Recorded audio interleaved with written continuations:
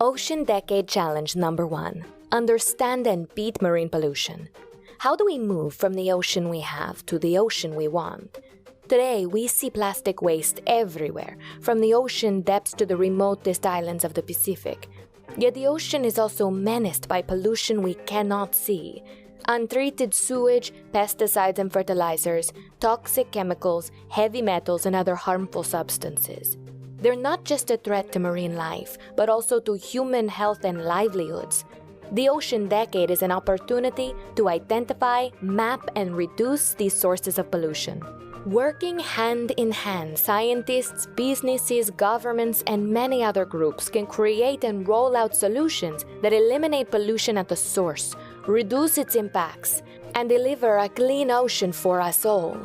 And as consumers, we all have an important role to play over the next 10 years to beat marine pollution.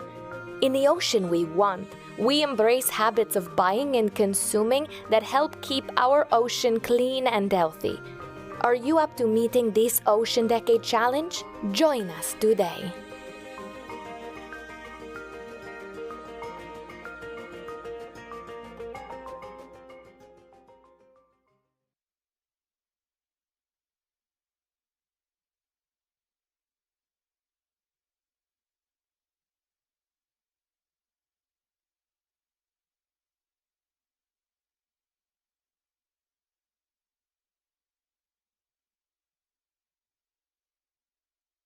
Ocean Decade Challenge number 2. Protect and restore ecosystems and biodiversity. How do we move from the ocean we have to the ocean we want? Until recently, marine ecosystems were largely untouched and teeming with rich biodiversity. Yet something has changed over the last 50 years. Coral reefs, top ocean predators, and some of our last pristine marine ecosystems are vanishing. How much more damage must occur before we take action? Healthy marine ecosystems protect our coastlines from storms and erosion, providing safe habitats for millions of species key to nature's equilibrium, offering food security to billions of people and shielding against climate change. The Ocean Decade fosters an understanding of the challenges facing our ocean so we can live in harmony with nature. Networks of marine protected areas combined with nature-based solutions can sustain our needs and livelihoods while rebuilding a mindful, sustainable and equitable relationship with our shared ocean. Acting as one global community, we can harness knowledge to build tools that protect, restore and manage marine and coastal ecosystems. In the ocean we want, marine ecosystems are cherished and understood, keeping our ocean healthy and resilient. Are you up to meeting this Ocean Decade Challenge? Join us today.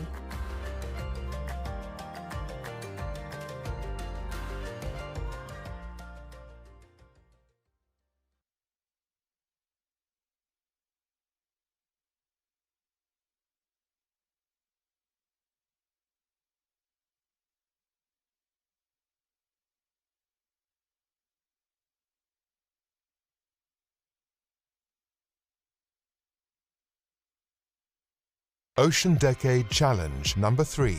Sustainably feed the global population. How do we move from the ocean we have to the ocean we want? The ocean has nourished us for thousands of years, fueling and strengthening our communities while underpinning human health and development. Yet growing populations, along with greater awareness of the harmful impacts of land-based meat sources, have driven the demand for ocean-based alternatives. This has led to bigger and unsustainable fishing, trawling and dredging the ocean floor, disturbances in the ocean food web, and disappearing fish species. Is there time to restore ocean seafood resources? Yes. The Ocean Decade allows scientists, governments, and industry to explore and implement innovative solutions that reduce pressure on marine ecosystems by restoring and managing fish stocks, improving aquaculture, and harvesting sustainable seafood. Consuming sustainable seafood is an easy way to join the Ocean Decade. Together, we can support communities relying on seafood resources for their livelihoods while multiplying the seafood the ocean supplies. In the ocean we want, We protect crucial ocean habitats and harvest seafood mindfully so we can always rely on the ocean to feed the global population. Are you up to meeting this Ocean Decade Challenge? Join us today.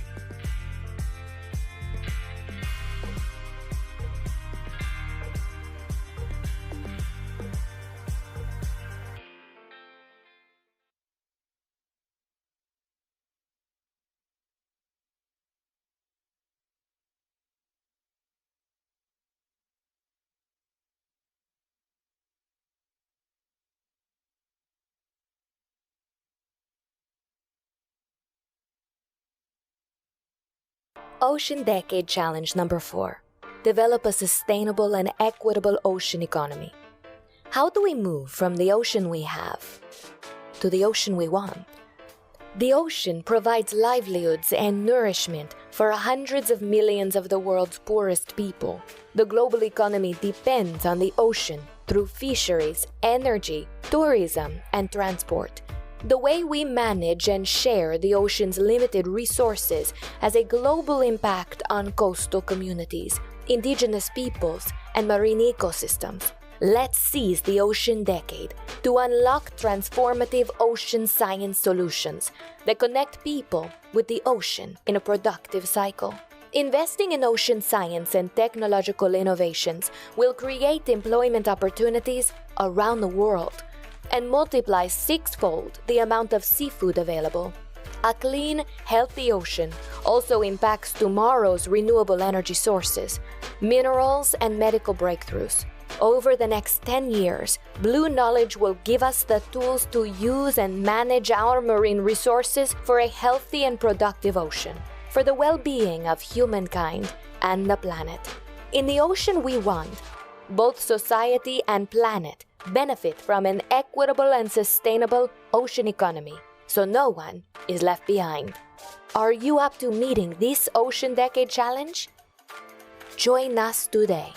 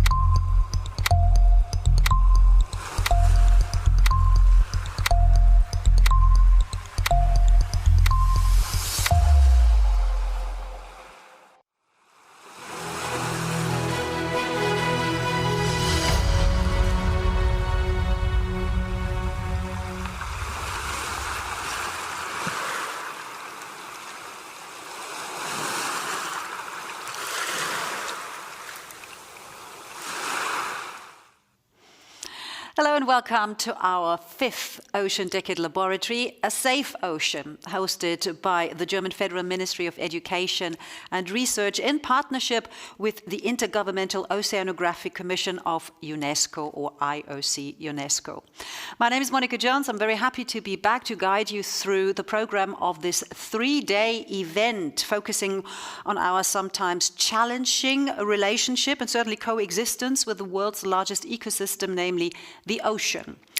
Sadly, the ocean is not only hugely powerful and sometimes even ferocious, it is also negatively impacted by climate change and human interaction. In fact, The health of the ocean is in decline. And this is why the United Nations General Assembly proclaimed 2021 to 2030 as the United Nations Decade of Ocean Science for Sustainable Development, in short, the Ocean Decade, in order to bring scientists and stakeholders together to help restore the planet's largest ecosystem and to prepare the path for a sustainable development. Now, the first International Ocean Decade Conference was kicked off last year, 2021, with a high-level event, and it is now being followed by 7 Ocean Decade laboratories, each focusing on one specific Ocean Decade outcome.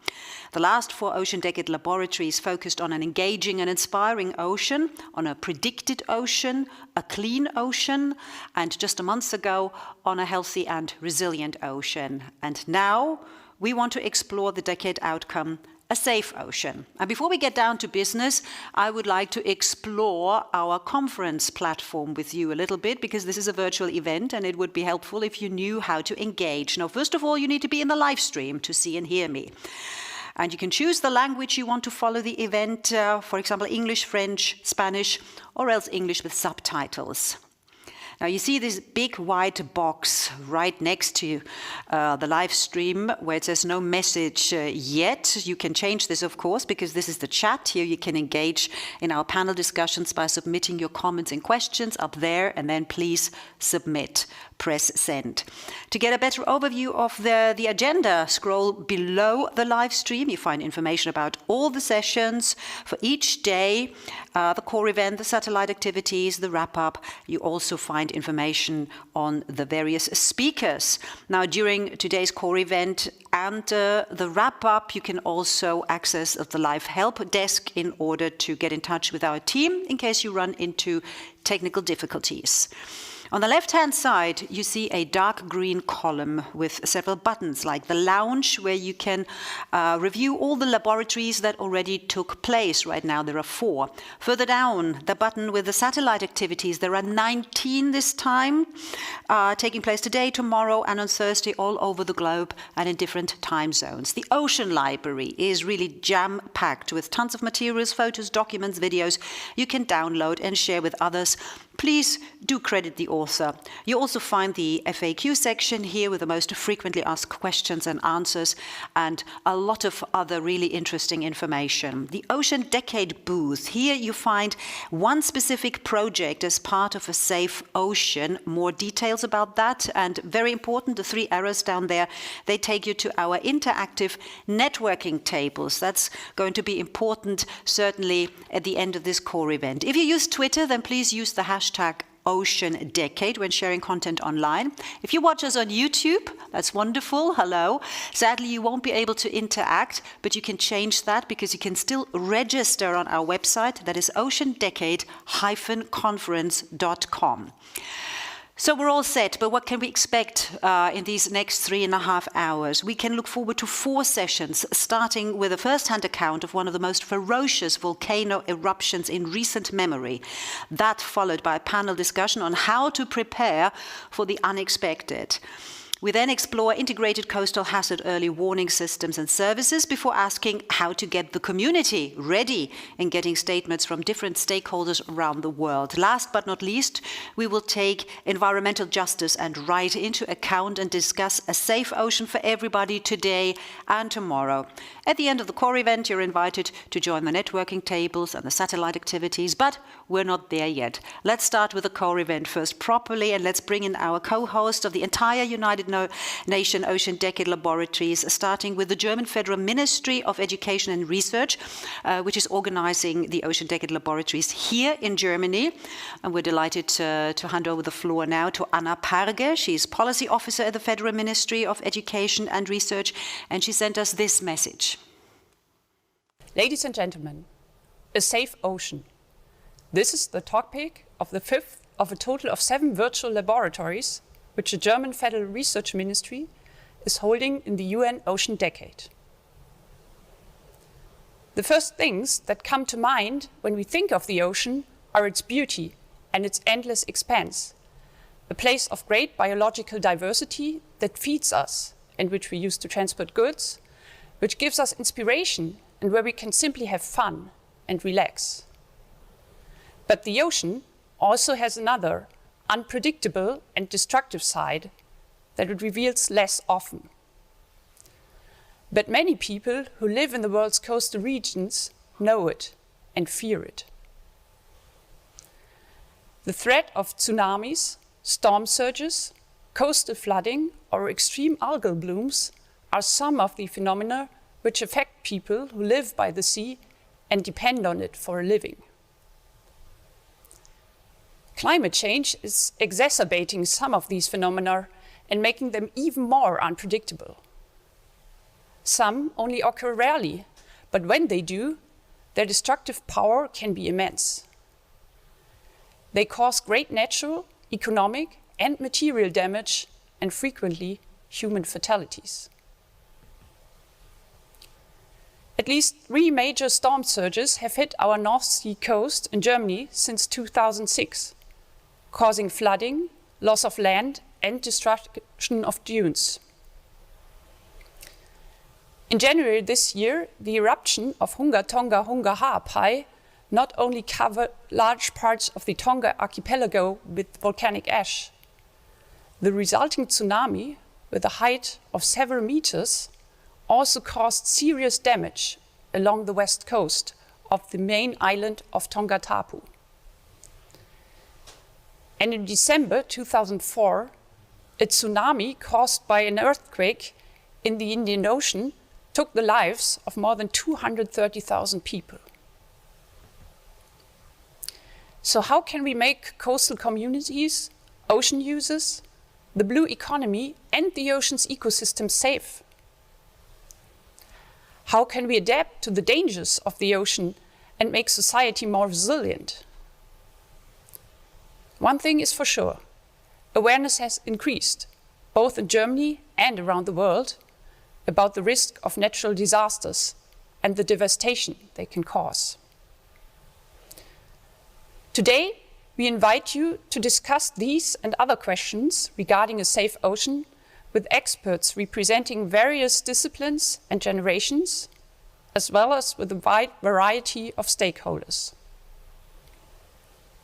I particularly look forward to the global perspectives and involvement in this topic, and the special regional focus from the Caribbean, because, as we all know, the ocean has no boundaries. I would like to thank all the experts taking part in this event, particularly those in the Caribbean, and I hope that all the participants and viewers around the world will be inspired by exciting discussions with fascinating people. In this spirit, let's work together to create the ocean we want. Thank you very much.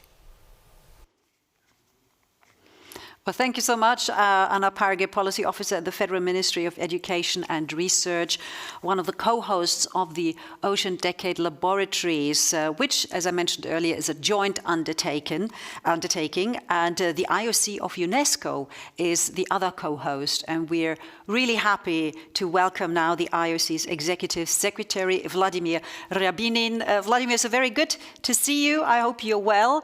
We're looking forward to your intervention. The floor is yours. Thank you so much, Monica. So this is our 5th laboratory. We are already veterans of laboratories. And I would like also to thank the Federal Minister for Education and Research for being such a wonderful partner. We started in Berlin, and now this is the 5th laboratory. 2 more are left, and this is a great job that is happening. So... Hear you. Your microphone. Your microphone. Is it on? The microphone is... It is on. Try again. Can we hear you now? Because we couldn't I'm hear trying what again. you said, unfortunately. Okay. No my sound. We'll try. No. We'll try and do something on this side. Don't give up on us. All right, I will. Oh, there you are. Yes, it works, Vladimir. Okay, let's start. It was not my fault. No. Great. All right. So, actually, Monica, I wanted to welcome you because, this is our 5th laboratory. So we are veterans of laboratories, and they're amazing. And they're amazing also because you introduce them in a very impressive way. So, the goal for us, is definitely to live in harmony with the ocean. And Anna Pargi already presented to us the dangers of the ocean. I used to be a sea-going oceanographer, and I have to say, when I was experiencing my first storm, it was frightening. And of course, also Anna Pargi mentioned the tsunami in 2004 in the Indian Ocean. And that tsunami took away, indeed, lives of 230,000 people, even more. And, you know, this is a big lesson. And I would like to say that in the 7 societal outcomes, the safe ocean is a necessary outcome that definitely we need to keep life safe, keep livelihood safe, and what is coming to mind is just the visible dangers of the ocean: storms, tropical cyclones, tsunamis. And also Anna Pargin mentioned the recent tsunami in Tonga that was very difficult to predict, but we made it. So the IOC is the home of ocean science in the United Nations system. We are the coordinator of the decade, but also we are the organization that is coordinating the World Tsunami Warning and Mitigation System. The system started in 1975, and I would like to say that in the decade we have ambitions that are very serious. We would like not only to develop technology, models, communication for warning people about tsunami. We would like to have all communities that are under risk of tsunami certified as tsunami-ready communities. This is the part of the United Nations Decade Tsunami Program, and this part is called Tsunami Ready. Imagine hundreds of and thousands of communities and all ready for tsunami. When people are ready to tsunami, they're also ready for tropical cyclones. They are more ready for surviving in various conditions. So that is the ambition, 100%. For that, we need to understand the risk. We need to identify communities. We need to help the communities to move forward in being prepared. This requires science. So, you know, this is the 5th laboratory. The decade is moving ahead. We just recently analyzed the second call for decade actions that was focused on pollution, on ecosystems, on ocean climate nexus, and there will be several ambitious programs joining the previously existing 31 programs in the decade. So the decade is getting momentum. That is very, very important. And very soon, on the 15th of April, we are going to issue the 3rd call for actions for decade. And this call will be focusing on ocean food from the ocean and also from the ocean economy. So what you can do, and I really invite you to do it. First of all, register please for the Decade Forum. In that, you will be able to join communities of practice and discuss with people who are interested in the same issue what you can do together, how to co-design science. And also, I also urge you to please join the roster of Decade experts. This will give you also a chance to review what is happening in Decade and also to prepare your ideas and develop the strategy of the Decade, because the Decade is our joint scientific movement focused on co-design. And then I would like to say that all eyes of the oceanographic world are on Lisbon. From 27th of June to the 1st of July, there will be a big conference on the ocean. So please be participants. Speak to your governments. Try to propose a side event, also focusing on the ocean. So together, in these 3 days, and even more, in the Decade, we will move to the ocean we need for the future we want. And one of this feature is safe ocean. Thank you.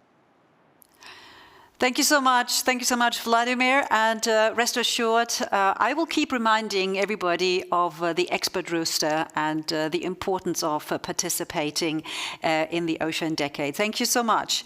And I think it became clear already with both speakers at the beginning that we have quite a balancing act there ahead of us. On the one hand, the ocean, the world's largest ecosystem, provides livelihood, food. It is beautiful, it inspires. But it can also be very dangerous, and everybody near the ocean needs to be protected and safe. To put it into images, we prepared just a little visual reminder of the question, why do we need a safe ocean?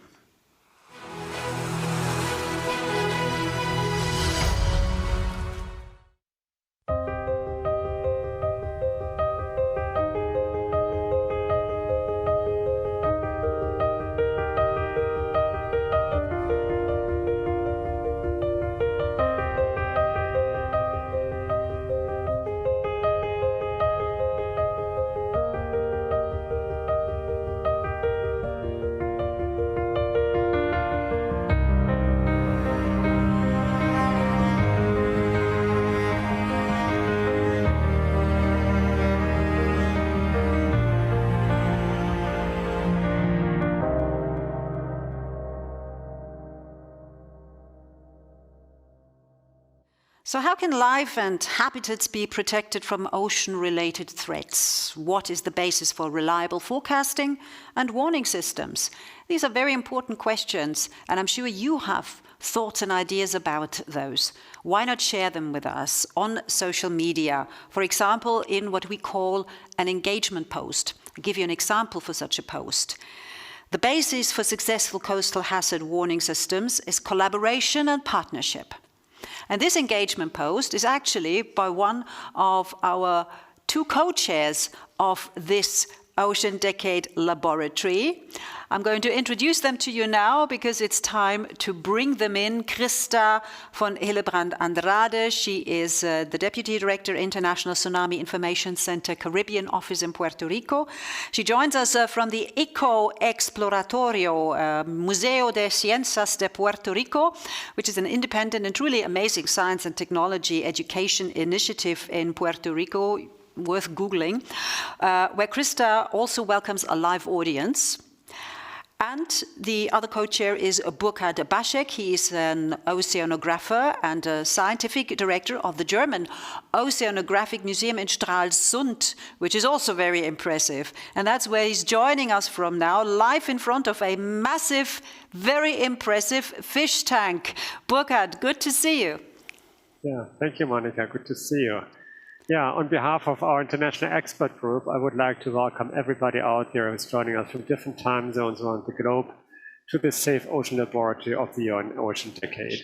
We're actually live here from the German Ocean Museum in Stralsund, and if you have a look at the shipwreck just behind us, the original of that was washed ashore in Namibia some time ago, and it is one reminder that shouldn't be just only concerned about climate change and the loss of biodiversity. When we talk about the oceans, we are quite often our lives and livelihoods and the safety of ecosystems are at the mercy of natural forces. And we also face the consequences of human activities that enhance them and make them more pronounced in many cases. This UN Ocean Decade Laboratory is the start to jointly develop a safe ocean. A safe ocean where tsunamis, storms, and flooding are natural hazards, but they shouldn't turn out as disasters to people living at the coasts. A safe ocean where human impacts such as oil spills, sea level rise are minimized, ecosystems are protected, and reefs are restored to protect our coasts. A safe ocean where early warning systems are also effective for multiple cascading hazards and help us to prepare for the unexpected. A safe ocean where nobody is left behind, and information, preparedness, and disaster relief reaches all people equally, independent of ethnicity, gender, or religion.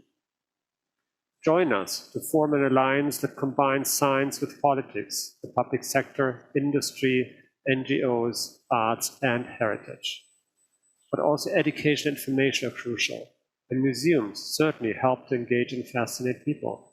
Here in Stralsund, more than 1% of the German population visits us each year. But another museum as well, the Eco Exploratorio in Puerto Rico, is also a strong facilitator of ocean education. And the following video will be transitioned to the other side of the Atlantic. And there, I would like to welcome Christa von Hillebrand Andrade as well. Christa is co-chair of the expert group and has been instrumental in putting this event together.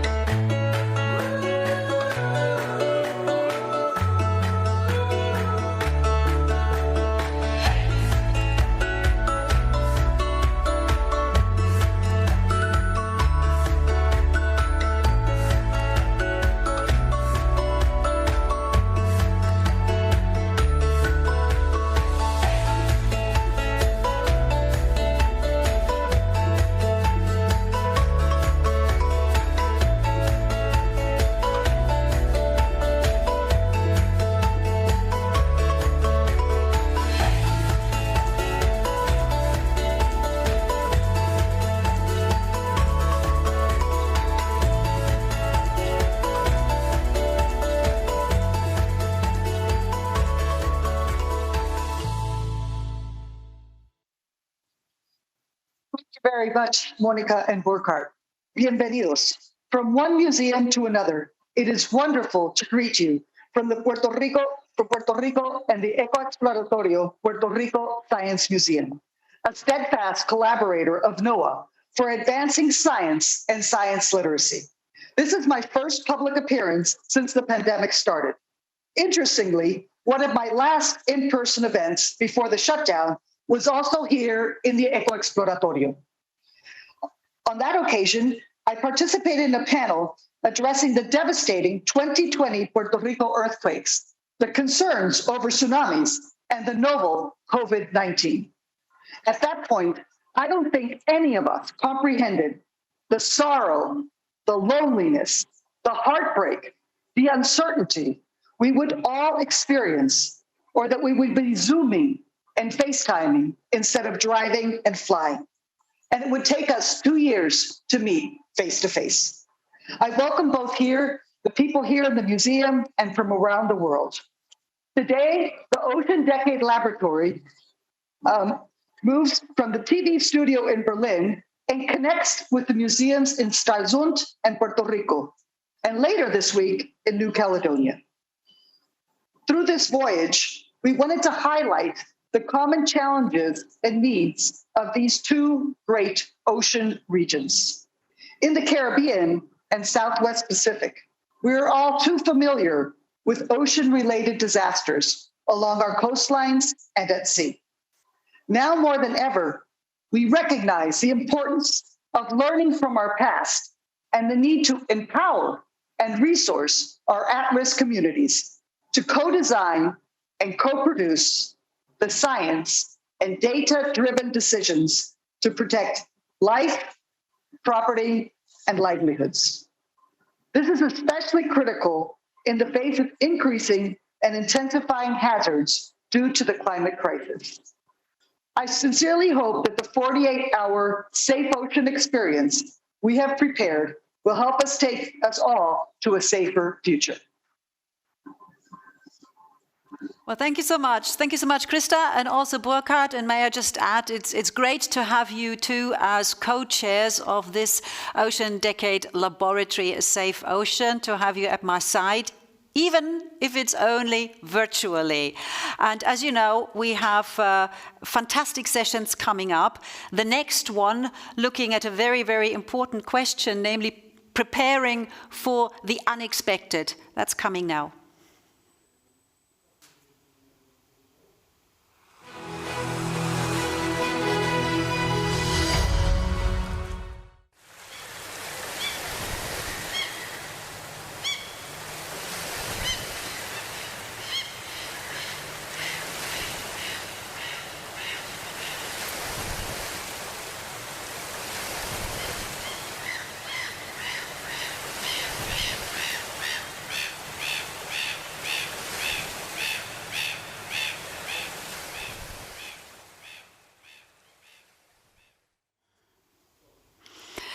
So here we are in this first session where we want to focus and learn more about the ocean's devastating power and how we can prepare for the unexpected.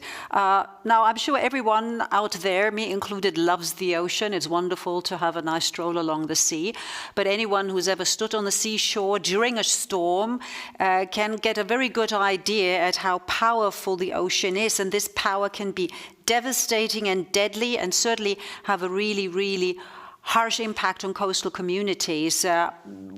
Anna Parge and also Vladimir Ryabinin already mentioned the absolutely horrific images that we all remember from the 2004 Indian Ocean earthquake and tsunami and how it hit Banda Aceh. Or I remember very well 2011, those little white cars trying to drive away somewhere to safety from the coastal area of the Fukushima region before the tsunami hit. And then, of course, one of the most powerful events in recent memory, not that long ago, was the eruption of the Hunga Tonga Hunga Hapai, a submarine volcano in the southern Pacific Ocean. And I certainly remember the image that was taken from space, from the ISS space station. Such a powerful eruption that you could, even up there, see a huge cloud.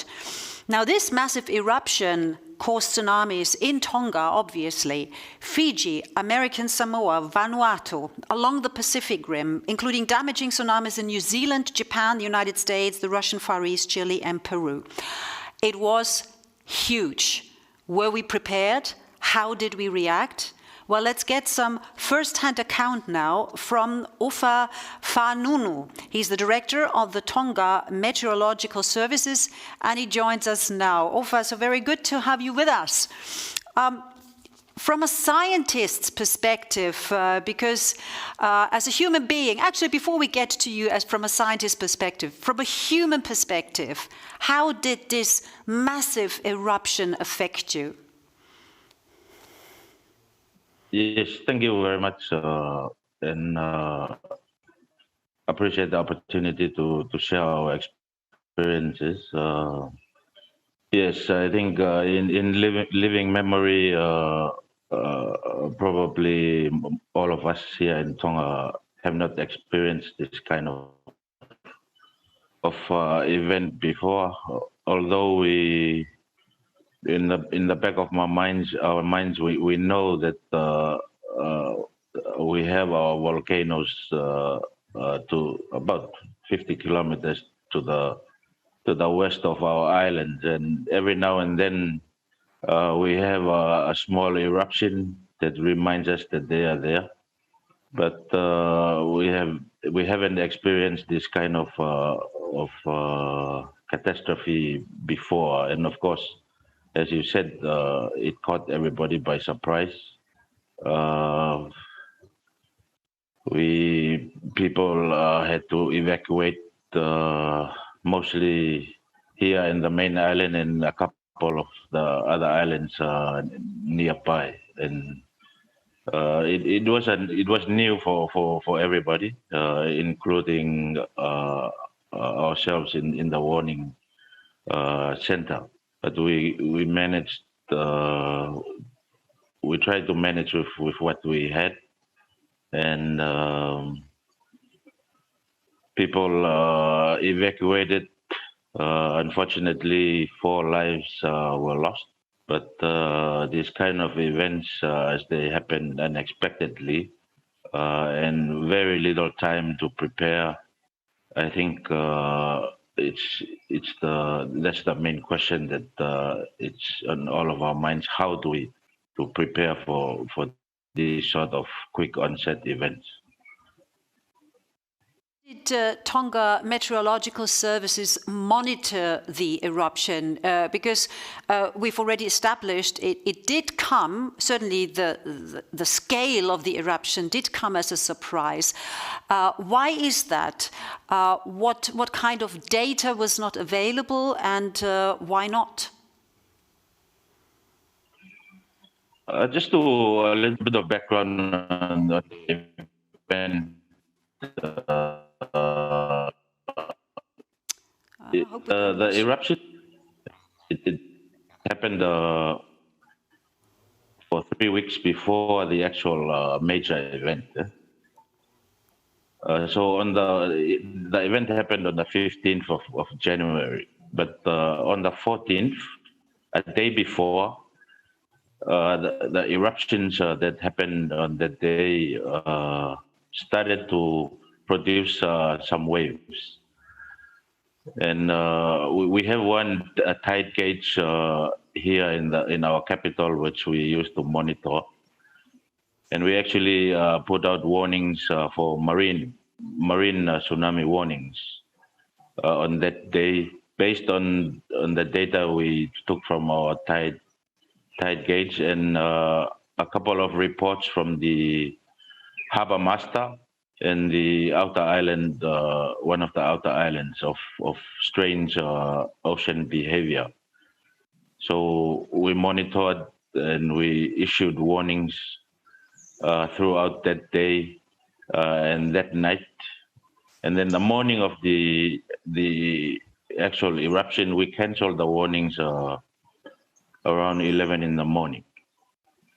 And then later in the day, about 6 hours later, then the major eruption happened. But the monitoring that we were doing was based on a lot of phone calls from the public, and what we were reading from our only tide gauge. And then when the event happened, the warnings were based on the actual eruption itself. When the eruption happened, it was a very loud pop in your ears when the eruption, the Big Bang happened. And immediately we just went straight to our warning on radio and all the other media that we used to give out the warnings. And then from there, continue to monitor and seeing the waves coming on the tide gauge for about an hour. And then everything went blank. All the communications went down. Of course, our undersea cable that connects us to the rest of the world was damaged by the eruption. That meant we couldn't see our observations from the tide gauge. So it was a very challenging moment towards that night of the eruption, trying to get out some sort of information on what we had. How long did that last? In the Met Office. How long did this? How long did it last that you didn't have any communication, so you couldn't have any access to other data as well? From that point, from 1 hour after the eruption until 6 weeks later, our undersea cable was cut, so no communications whatsoever. About 5 hours later into the night, I was able to make communications via satellite phone to the Volcanic Ash Advisory Center in Wellington, New Zealand, just to update on the eruption, if things were getting worse or calming down on the volcano. But the actual tsunami warning itself, we had to retire to sending people out from our geology division to go to the ocean and stand there with a staff to estimate the average sea level changes. So we had to resort to very primitive monitoring, as all the communications were down. But we canceled our warnings at 2 o'clock the next morning. That's about 7 hours later after the eruption. Not canceled, but reduced to marine tsunami warnings, and then the following day canceled altogether. But it was very challenging times. As soon as the half an hour after the eruption, the volcanic ash actually our means of communication to the outer islands of Tonga and for everybody is a national AM radio. So after the eruption, the volcanic ash on the transmitter actually stopped the radio from working. So there was no way of getting the information out to the outer islands. Here on the main island, we managed to continue on the FM radio, but it was problematic because ash was everywhere. Right. Yeah. So you have, if you like, you have all the equipment. but then nature, in this case, volcanic ash disrupts it all, and you can't get communication in, not even from overseas partners, you can't get it out. Ofer, thank you for the moment. Don't go anywhere. I would just like to bring in Alicia Tora, a media consultant and journalist who, if I understand correctly, was reporting, obviously, on the volcano eruption. Alicia, good to have you with us. So as a journalist, obviously, with those eyes, tell us what you saw, maybe even before the eruption and certainly afterwards, and how you managed to communicate or not communicate to the readers, the viewers, the people you're trying to share this information with.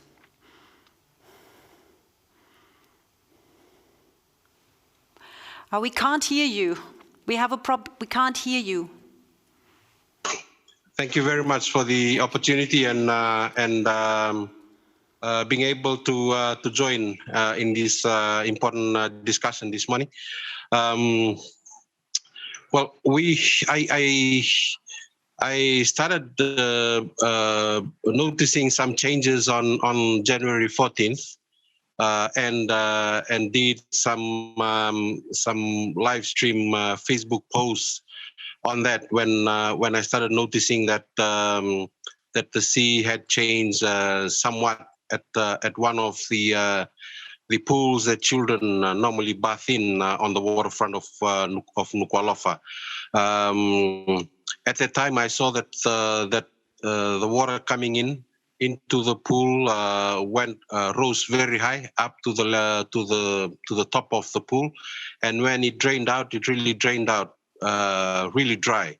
And I noticed that about 20 meters away that there was strong current, and water was actually moving around in circles, which indicated to me that that there must be something happening. On the day, as Director Meteorology Ofer stated, they had put out a tsunami marine warning for the Tonga coastal areas, and later in the evening, we noticed that the skies had turned really red, and I took some photos of that and posted it on Facebook, but. Earlier that Friday, when we woke up here in Nuku'alofa, we smelled something very, very different. There was a different smell in the air, and I learned later from the Tonga Met post on social media that it was a smell of mud or wet sand that had come out from the initial small eruptions from the Hunga Hapai volcanic site that morning. The Saturday was actually very quiet here in Nuku'alofa, and we were really taken by surprise when the eruptions something very different. I personally came across that for the very first time, and so did my family, and I think a lot of our people here in Nuku'alofa witnessed that for the first time. Just hearing the eruptions and looking out and seeing all those black clouds going up into the air, and at the same, I took a drive down the waterfront, trying to get some images, some photos taken, and while I was taking photos, I could see that. The waves were moving towards Nuku'alofa very quickly, and went around and evacuated two of the evacuation sites here, close by where we live. And while on our way, the evacuation, we just started hearing small thuds on our car rooftop, and. When I put out my hand, I saw that there were small, very, very small gravel pieces. And later on, it just turned into ashes that came down, pouring down, and covered almost everything and anything that was outside. That was really scary for most of us. On Sunday morning when we woke up, we saw that the whole place virtually just covered with black volcanic ashes. Ali, I mean, that sounds absolutely terrifying, and I immediately have also sort of images of Pompeii, and I mean this power of nature coming tumbling down on you. But this is the year 2022, and I'm just wondering, was there any warning when you say a day before? And Ufa told us that earlier as well, that the sea was different. So anyone could see that with their eyes. The sea was slightly different. You mentioned there's a different smell in the air, but nobody seemed to have expected what happened afterwards. How did people react? Well, when I was leaving the waterfront and trying to run back home to pick up my family and go to the evacuation site, there was actually madness on the road because we had market vendors who were selling their supplies, and it was a Saturday. People were getting ready for Sunday, and they were just running everywhere, shouting, and cars were trying to. People were just trying to get into their cars and get away from the waterfront and move further inland or towards one of the evacuation centers. There was a lot of frightened people. There was a lot of panicking. There were messages from Tongamet that came earlier. Saying that there's tsunami warning, but I think most of the people who were at the market, who were on the streets, didn't know what was actually happening until it happened. When we drove towards the evacuation site, there were just long lines of cars queuing on the road, trying to get away from the coastal area and towards one of the evacuation centers that they were closer to. And when was it possible to actually get information again? We also heard from OFA that, for one, the ashes stopped communication, but obviously also the cables were cut off or damaged at sea. So there was no communication for a while. How did people find out what's happening next? On our way to the evacuation site, I did a live stream on my page. I just posted a live stream on my page, and I was actually just discussing what was happening, explaining and describing what was happening, and had some live pictures of roadblocks. I mean, of long traffic jams, and that was on until actually the internet went off, one good thing was that the radio was on. Radio Tonga had that AM, I think FM, one of the FM channels on, and we were able to keep listening to that the whole night.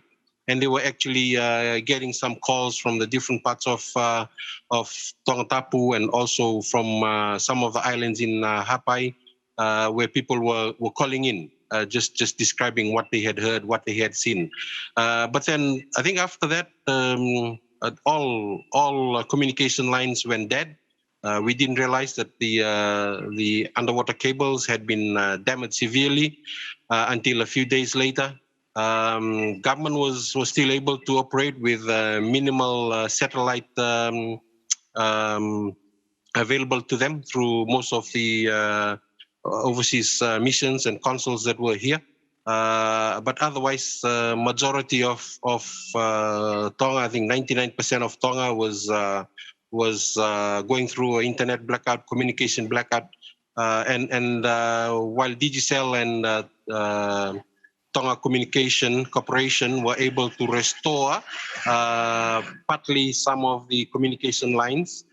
We didn't get to really get back to 100% of communication, especially internet, until about 6 weeks later. All right. So 6 weeks also of uncertainty for a lot of people. Alicia and Uffa, thank you so much for sharing those first-hand reports of both of you who've been on site and experiencing this catastrophe. And I wonder, I mean, Uffa, Tonga Meteorological Services, you're doing a great job there, no doubt. What consequences does a catastrophe like this one, where it was impossible to prepare for the unexpected, what consequences might it have? Is there, technologically, is there anything you can do in order to better forecast something like this in future, or to safeguard communication and better react? Yes. Thank you. I think this is a very a big lesson learned here for us. A lot of the preparations that we had done was for tsunami was mainly based on the tectonic earthquake tsunami that happens 200 kilometers east of our island. But the volcano scenario, that was, I think, of a lesser concern to us, mainly because of what we had seen in the past. The eruptions were small and undersea. It wasn't quite on our radar. But for events like this that are quite close by, what needs to be done is the preparation before needs to be very well carried out. And from this event, we know now that there has to be some scientific work done on the modeling of tsunami arrival times from our volcanoes, and to create the sort of warning scenarios and the tsunami travel times that we are able to better warn our public, but also for the awareness. When these things are very short, we have a very short response time. The awareness needs to be carried out way before these events happen. It was fortunate for that day was because the explosion was so loud. Everybody heard it. Was aware of what was happening. Yeah. Nobody had heard this before, and the ground was shaking when the thing went off. Everybody knew that something was going to happen, and eventually it did, of course. But in terms of communications, obviously there needs to be a relook at how our communication backup systems are in place, how we can improve, perhaps try to improve on other communications like radio, VHF or HF radio systems, or satellite backup systems. But when the ash was falling, our satellite dishes at the Met Office were covered with 2 inches of ash. That just killed everything. So what kind of communications do we need? And then we go back to the people have to act on their own. And that exactly, and that brings me, that exactly brings me to Alicia, because Alicia, working in the media, is not just about informing other people, also to some extent perhaps educating people. After this volcanic eruption and the tsunami that followed, did you ever think about including that, or perhaps you do that already in your work, to inform and educate people of such disasters so they know themselves what to do when it happens?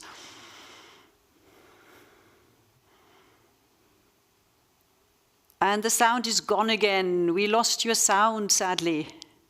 And now we lost you. You're back? Alicia? Sorry, yes, yes, that is something, certainly something that we have been discussing here since the January 15th event with the Media Association of Tonga, and something that we are looking at as media practitioners and also as communication advocates on how best we can assist with the work. Offers raised a very important aspect of preparation in making people aware of what they should be doing, what they can do when something like this happens. Right. Especially when it is something that is unexpected and happens at a very short time, when people are really not prepared, so to speak, to move or to react. We are working with some of the partners in the region, with the Secretary of the Pacific Regional Environment Program, PACMAS in Australia, to try and see if we can put together some plans on how we can work with TongaMet and other, not just TongaMet, but other stakeholders and the public here in Tonga in making sure that we raise the awareness and educate them while giving them information so that they are able to react or prepare themselves in preparations for something like that. Wonderful. That sounds fantastic. And at this point, I would like to thank both of you again, Alicia Tora, journalist and media consultant, and of course, Ofa Fanunu, director of the Tonga Meteorological Services. Thank you so much for your time. And I can hear the rooster already greeting the morning in the background. So have a very good morning, and thank you so much. Bye-bye. Hello. Thank you. Thank you. Well, listening to those two accounts of the volcanic eruption really makes you wonder how can we better prepare for the unexpected, including monitoring submarine island volcanoes, detecting tsunamis from all sources, disaster risk communication, the role of broadcasting and humanitarian assistance. And that leads us straight to our first panel discussion, which will be moderated by Silvia Chacon-Barrantes. She is a tenured professor at the physics department of the National University in Costa Rica. She's the coordinator and founder of the CINAMOT program, acting as the National Tsunami Warning Center for Costa Rica. Since 2015, she has been Costa Rica's tsunami national contact, and she's been involved in the IOC-UNESCO tsunami program since 2014. She will steer the discussion right now. I think one panelist is still missing, Eslin Garabiti-Bule. So far we couldn't get hold of, but maybe she'll join later on. And before I hand over to you, Silvia, let me just tell our viewers you can join the discussion, and you know how. You just have to submit your question in the chat box right next to the live stream. I'll keep an eye on the chat and I'll forward your question if time allows. And with this, I'd like to hand over to you, Silvia. Thank you very much. Moin moin to you in Germany. Good afternoon from Costa Rica to everybody. It's very nice to be part of this very exciting lab from the Ocean Decade. The objective of this panel is to discuss how can we face events, unexpected, unusual ocean events like the Hunga Tonga Hunga Apai volcano eruption we had in January. As our colleagues mentioned, it was really unexpected, the tsunami, and also for the rest of the Pacific, as there was it was not a standard event that it didn't allow to activate the proper warning mechanisms as usual because there was no earthquake generating the tsunami. And then it was a challenge for everybody in the warning chain, how to handle this and how to direct and what indications to give to the people. And so we have some experts here to discuss this. In this case of the January eruption, we were very lucky because the death toll was really minimum, and both at local reach and at far field for the tsunami.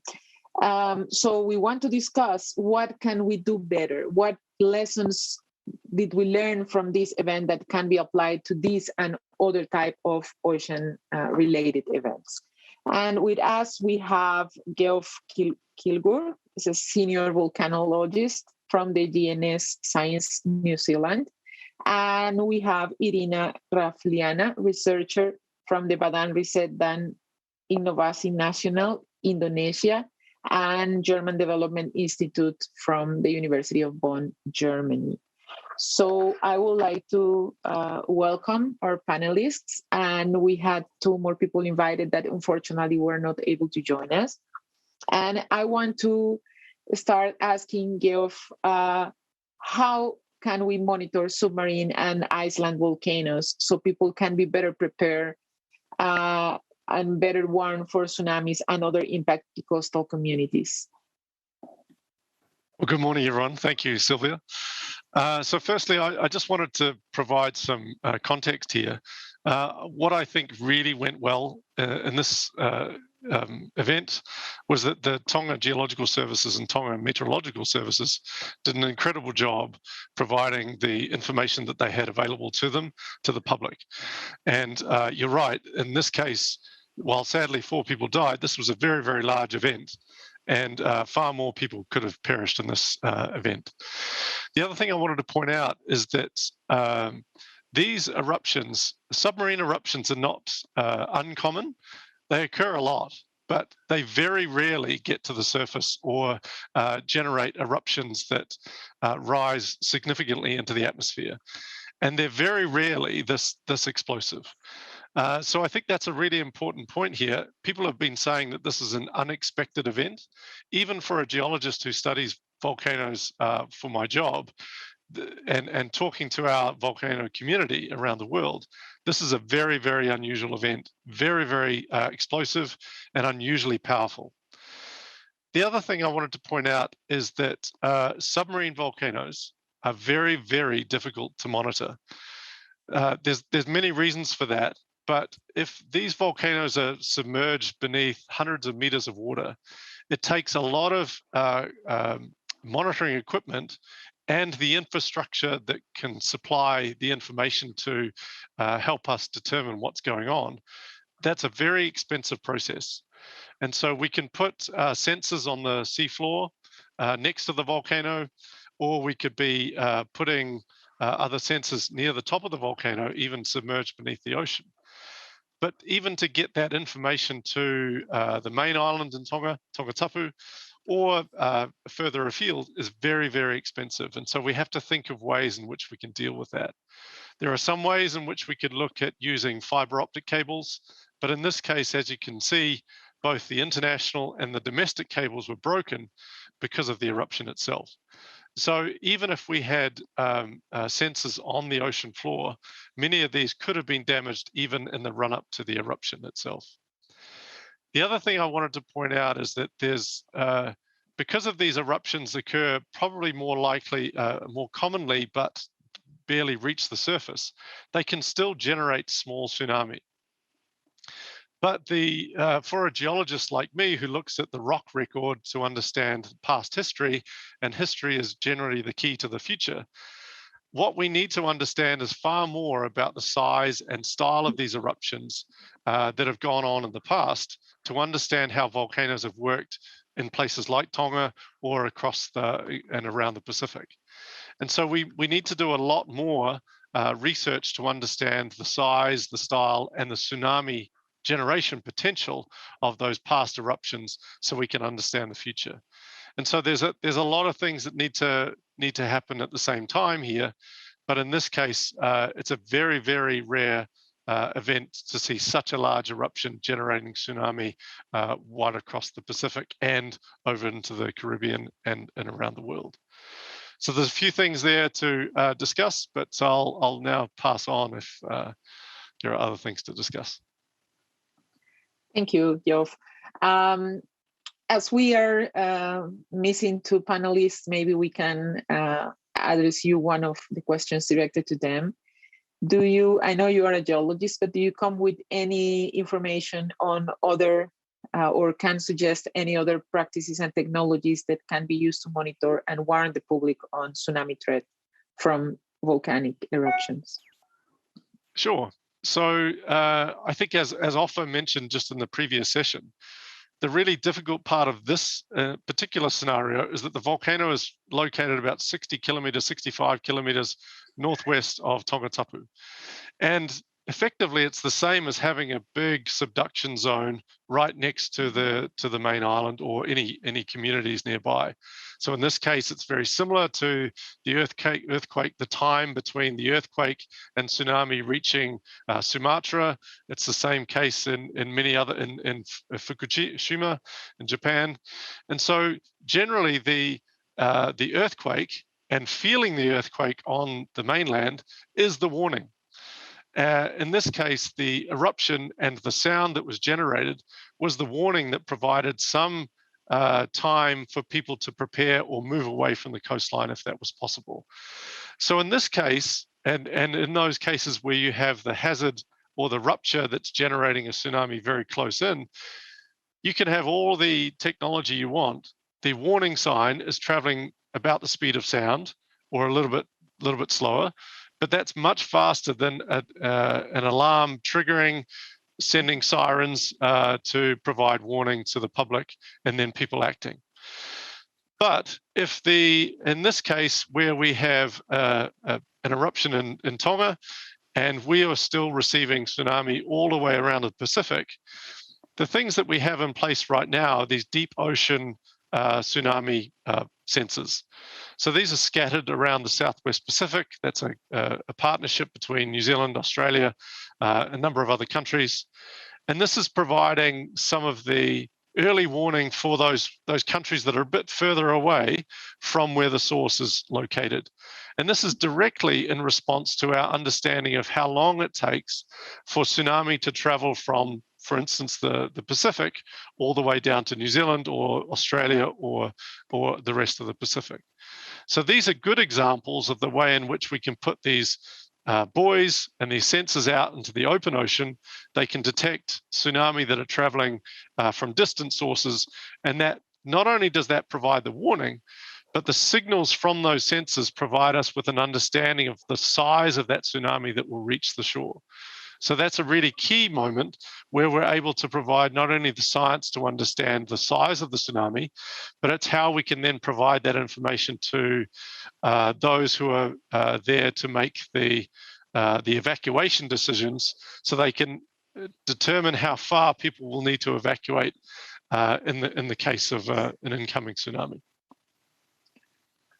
Thank you very much, Geoff. So it's a very comprehensive answer. So I want now to ask Irina one question.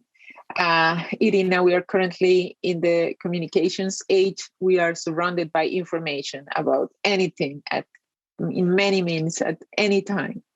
How can we take advantage of this to reach more people before, but particularly during a tsunami warning? And how can we ensure people are getting the right message with the right meaning and the right instructions? Thank you, Sylvia, for the very important and relevant question. It is not easy to answer, so I will try to address your questions in 3 points. First is on the importance of digitalization. Second, on the importance of public education. And the third is on the reliance of the advancements of ocean science. So firstly, I agree very much with previous speakers and panelists that we are actually in a different state. We are transforming towards a digital society. We are also facing a growing uncertainty of tsunami risk in the future.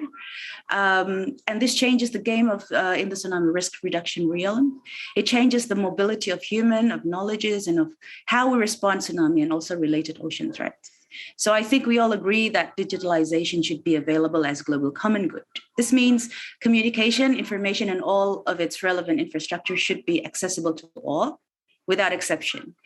communication needs to reach remote communities as much as it reaches urban population. And digitalization, including social media, should encourage better ocean literacy that allows message much easier to understood and are easier to access for different layers of society, and work on the risk accordingly with our different and unique roles and responsibilities. Digitalization brings us together much closer, our emotions, our fears, our optimism, that we can face the challenges posed by the immense uncertainties which tsunami hazard brings. In most cases, with extremely short lead time, that challenges our traditional tsunami warning system services. Whether you are in Tonga, in Indonesia, in Japan, Italy, Caribbean island, United States, we're no longer much separated. We are closer in dealing with these tsunami threats. And youth and young professionals are collaborating to make tsunami-ready community happen, regardless their domicile. So the new age of communication and technology allows this.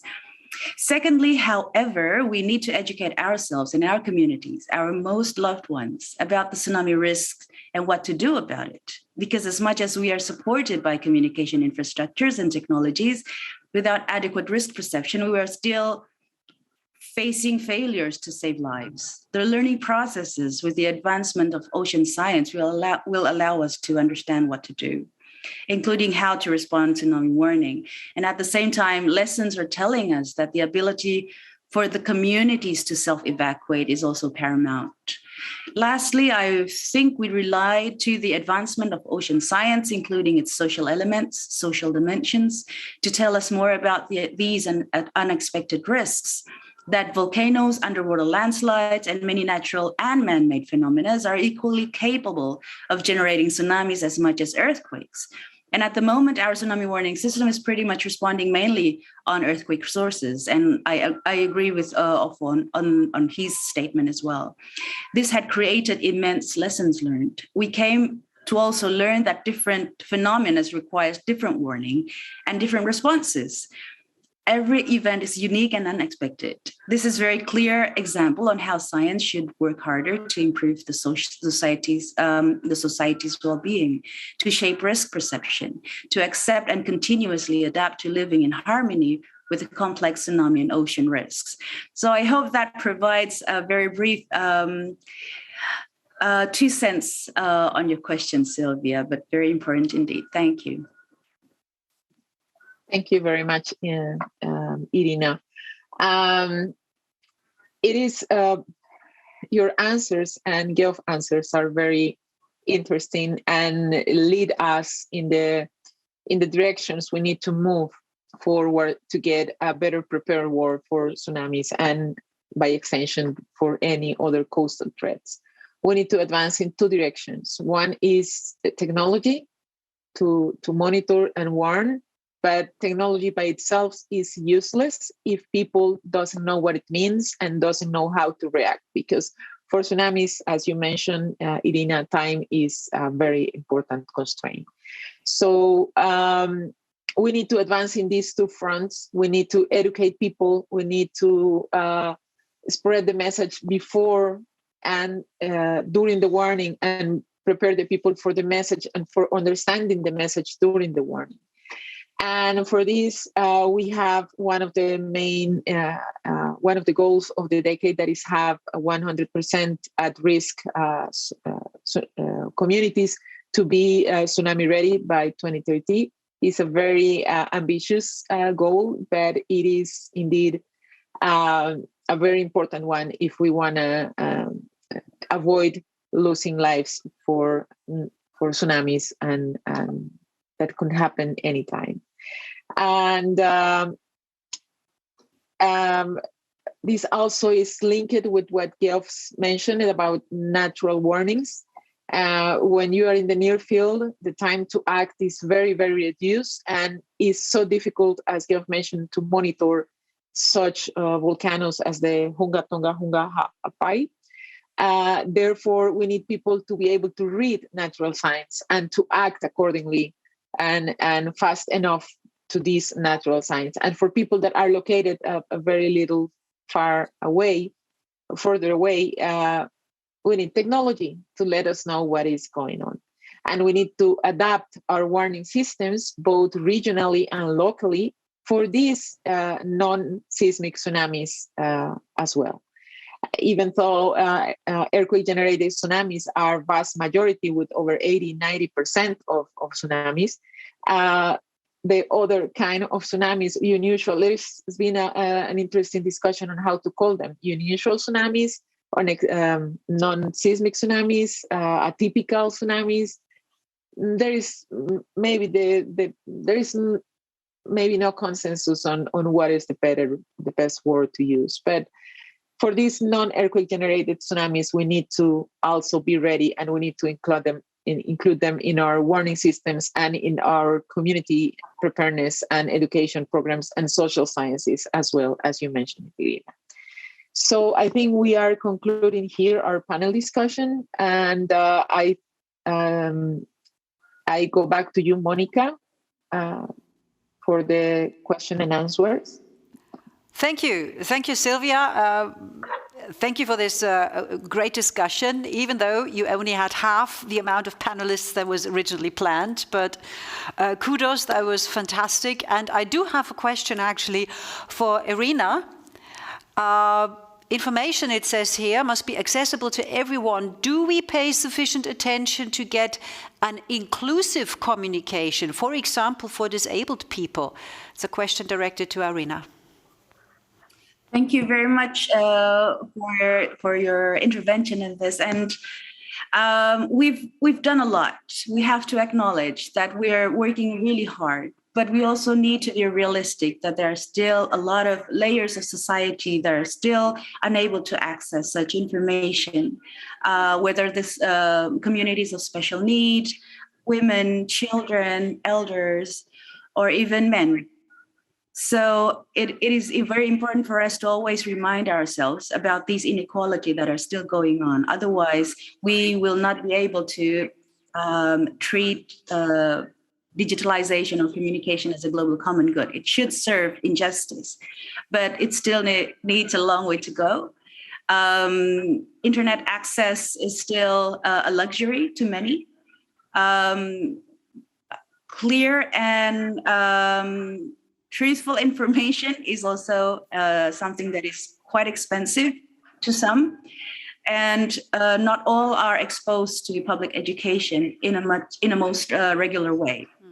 In some schools, they do have, and the school allows resources to have, but in other areas, easily for us to pinpoint, this is still not possible. So thank you so much for reminding us on this particular issue.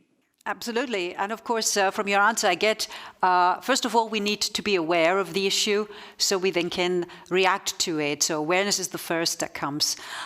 Jeff, there is a comment I would like to share with you, and maybe just very, very briefly, your thoughts on it.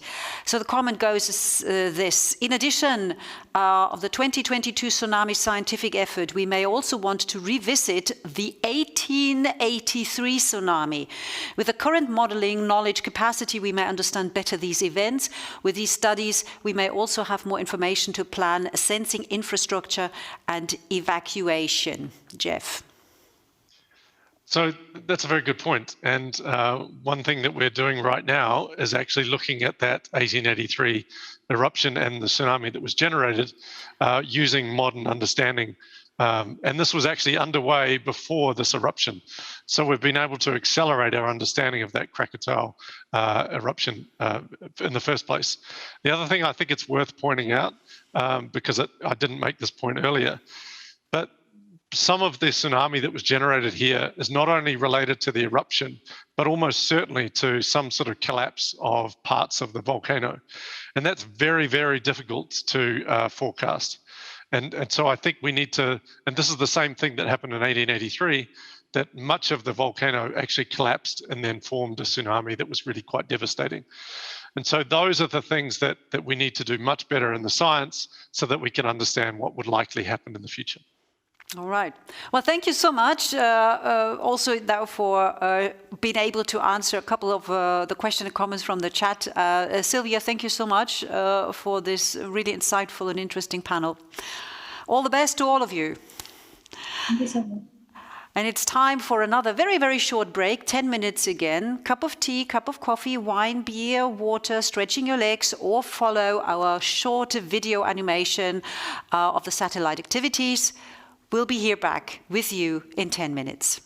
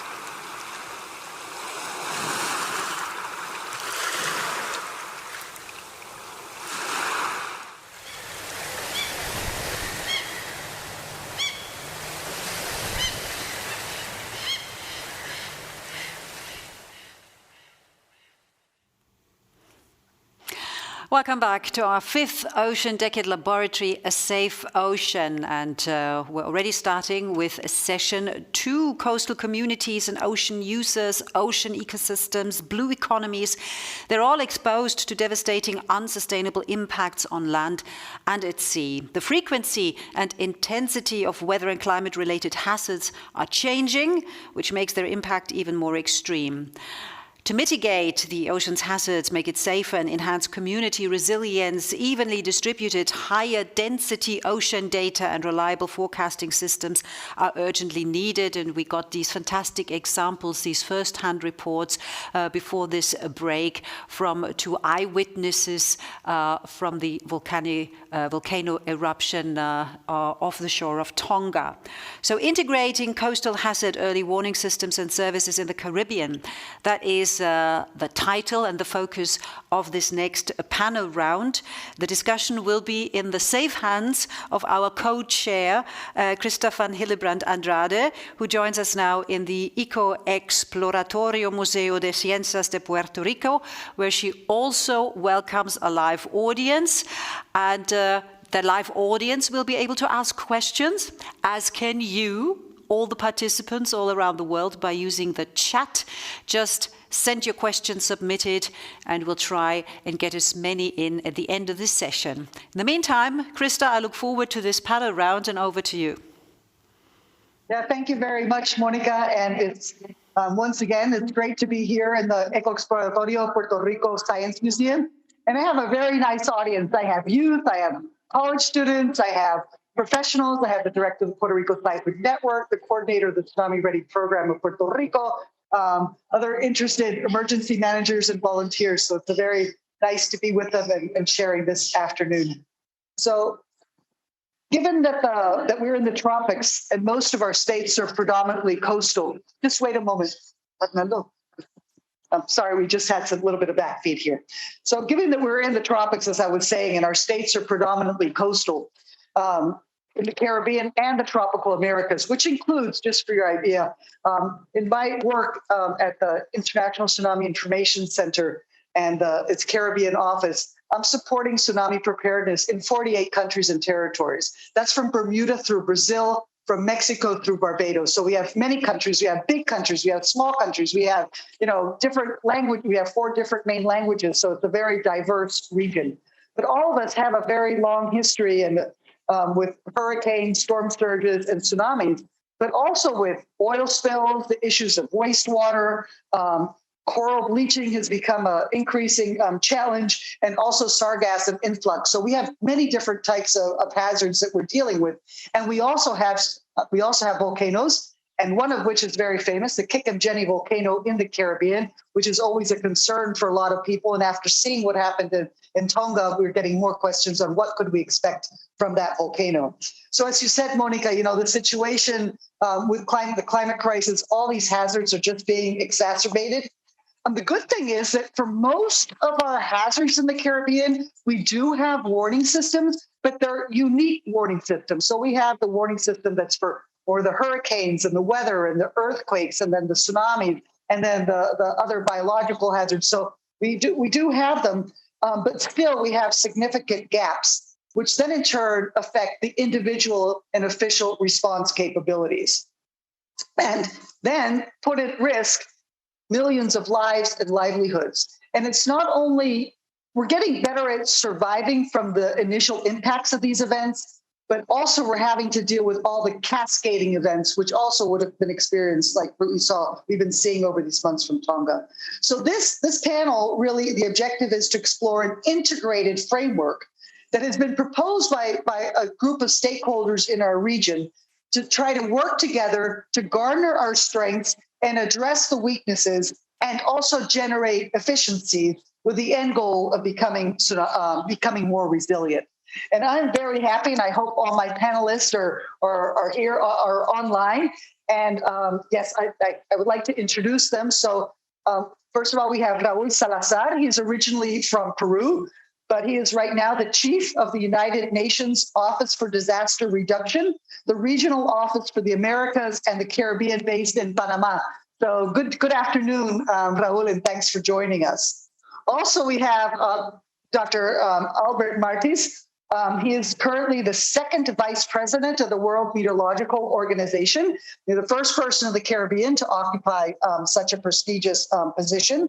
He is also the co-chair of the joint World Meteorological Organization and the Intergovernmental Oceanographic Commission Collaborative Board. So he's already working the two areas. At the national level, he is the president of the Curaçao Climate Change Platform and director of the Meteorological Department of Curaçao. And I think he just got off a plane today from Europe. So thank you for being able to make it. I'm glad to see you. Joining us today also is Dr. Arlene Lang. She is the coordinating director of the Caribbean Meteorological Organization. It's called the CMO. And that's the headquarters unit in Trinidad and Tobago. And she's a permanent representative. So the countries have representatives at the World Meteorological Organization, and she represents the British Caribbean territories. And she is also a member of the WMO Executive Council and Research Board. So good afternoon, Arlene. And Jacqueline Rivera, I had the pleasure to meet her in a virtual event a couple of months ago, and I was impacted with all the new technology she's been using in her office to develop impact forecasting products for many events in a very consistent fashion. So I said, it would be great to have you, Jacqueline. And so thank you, Jacqueline, for joining us. As I said, she's a specialist in impact forecasting at the Ministry of Natural and Environmental Resources in El Salvador. So let's get right to the questions and cut the chase. And Raul, so the UNDRR, the United Nations Disaster Risk Reduction, and through the Sendai framework, has 7 targets they would like to reach. And one of these 7 targets is specifically on multi-hazard early warning systems. In just 2.5 minutes, can you please provide us with an overview of the pillars of this multi-hazard approach, so going from silos to an integrated system? Thank you, Krista. A great pleasure to be with you.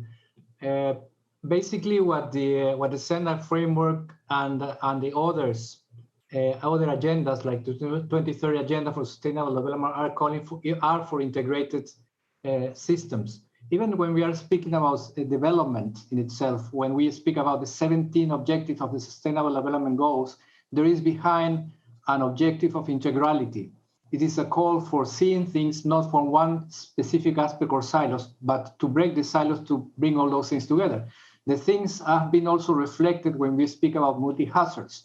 When we speak about multi-hazards as the open-ended intergovernmental group that gathered after the Sendai framework to define these concepts, they basically define these multi-hazard early warning systems as those systems that address several hazards and the impacts of different types in different contexts, where the hazardous events might occur either alone, simultaneously, or has cascading effects that can accumulate over time and have interrelated effects. And we are seeing now different types of impacts if we just look at the COVID-19.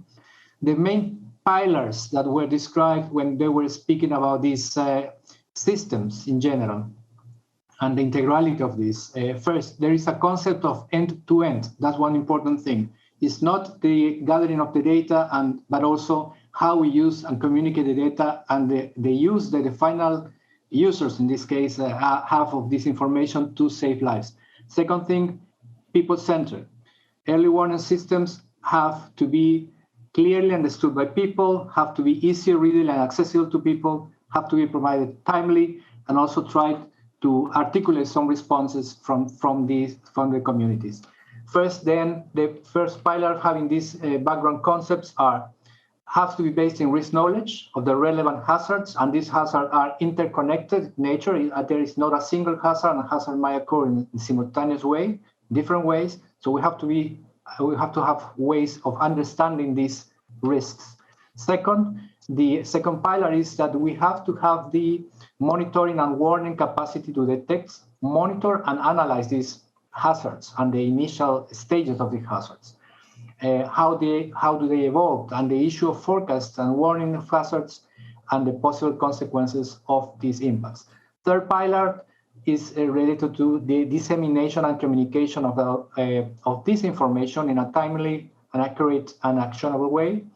And how do we provide these inputs to the populations or decision makers? And the fourth pillar is how do we improve the response capabilities, knowledge, plans, and capacities for this timely and appropriate response of individuals, communities, and authorities. This calls for an integrated action from different sectors, and we need to define how these sectors might be collaborating or coordinating, or what platform we can use to have these sectors operating together, putting all this knowledge and how we can transmit this knowledge to actionable routes and within the communities. This would be the pillars, just a very synthetic way of presenting it, Krista. Yeah, thank you for giving a very good summary of the end-to-end people-focused approach, people-centered, and then the four pillars. So Albert, within the WMO, you have an initiative on integrated coastal flooding risk assessment, which would address storm surge, sea level rise, even riverine flooding, and tsunamis. So can you tell us a little bit more about this ambitious new initiative that WMO has? They previously piloted in the Dominican Republic and Hispaniola, and how this would fit in this integrated framework in the Caribbean.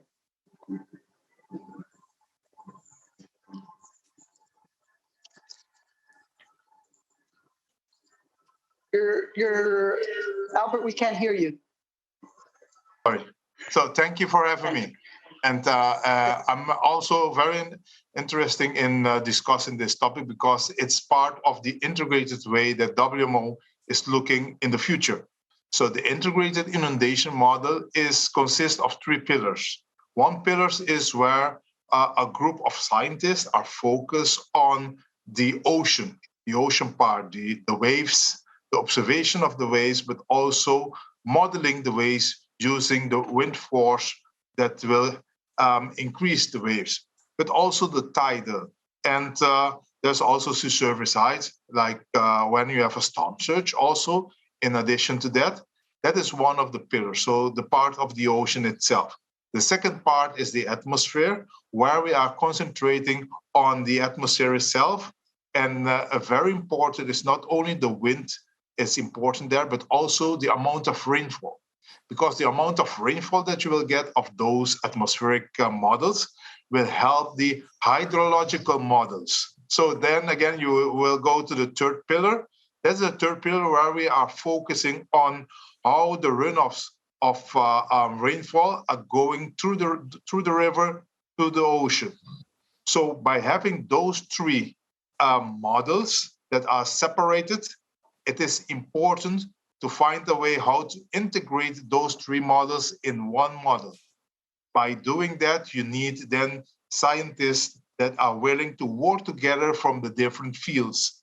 And that is actually the idea behind the inundation model, where we are going to have those coupled models working together with only one of the most important part of it, that find a way in the coastal area how to start discussing the inundation that is actually from the sea and the flooding from the land.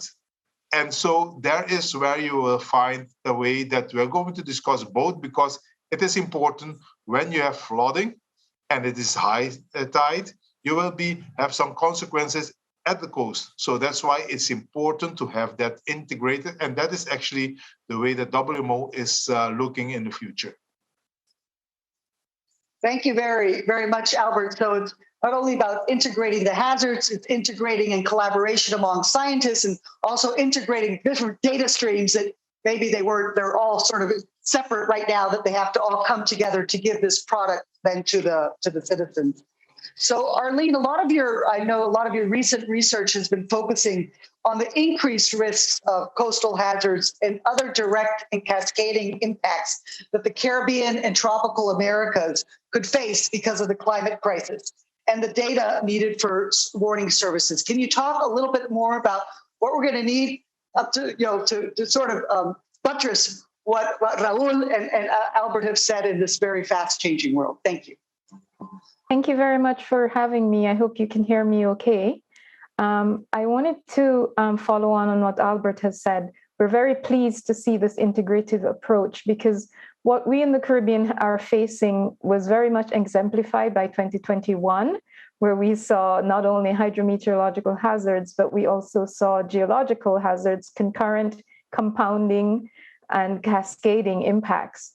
So what we have here is the need for cooperation and cross-cutting activities at national and regional levels on the various pillars that Raul explained.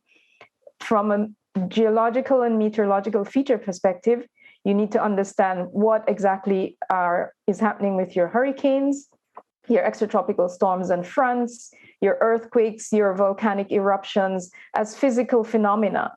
Then you have also another level in understanding what are the hazards related to those phenomena, the hydromet hazards, ocean wave hazards, strong winds, heavy rainfall, long swells, damaging waves, which in this case could come from, extratropical cyclones can cause long swells all the way to Trinidad and Tobago.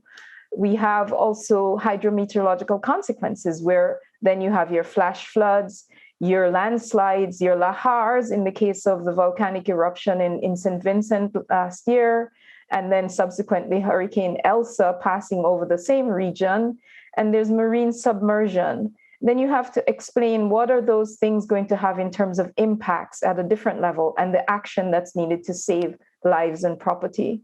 One of the characteristics of catastrophic hurricanes that we found in recent years with Dorian and Eta, for example, was their slow movement, which exacerbated their deadly and damaging impacts.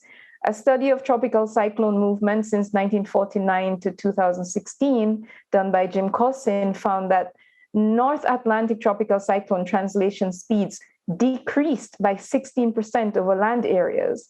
And what we also understand from studies looking into the future is that a warmer climate is causing a general weakening of the summertime tropical circulation, hence the greater potential for stalling of storms.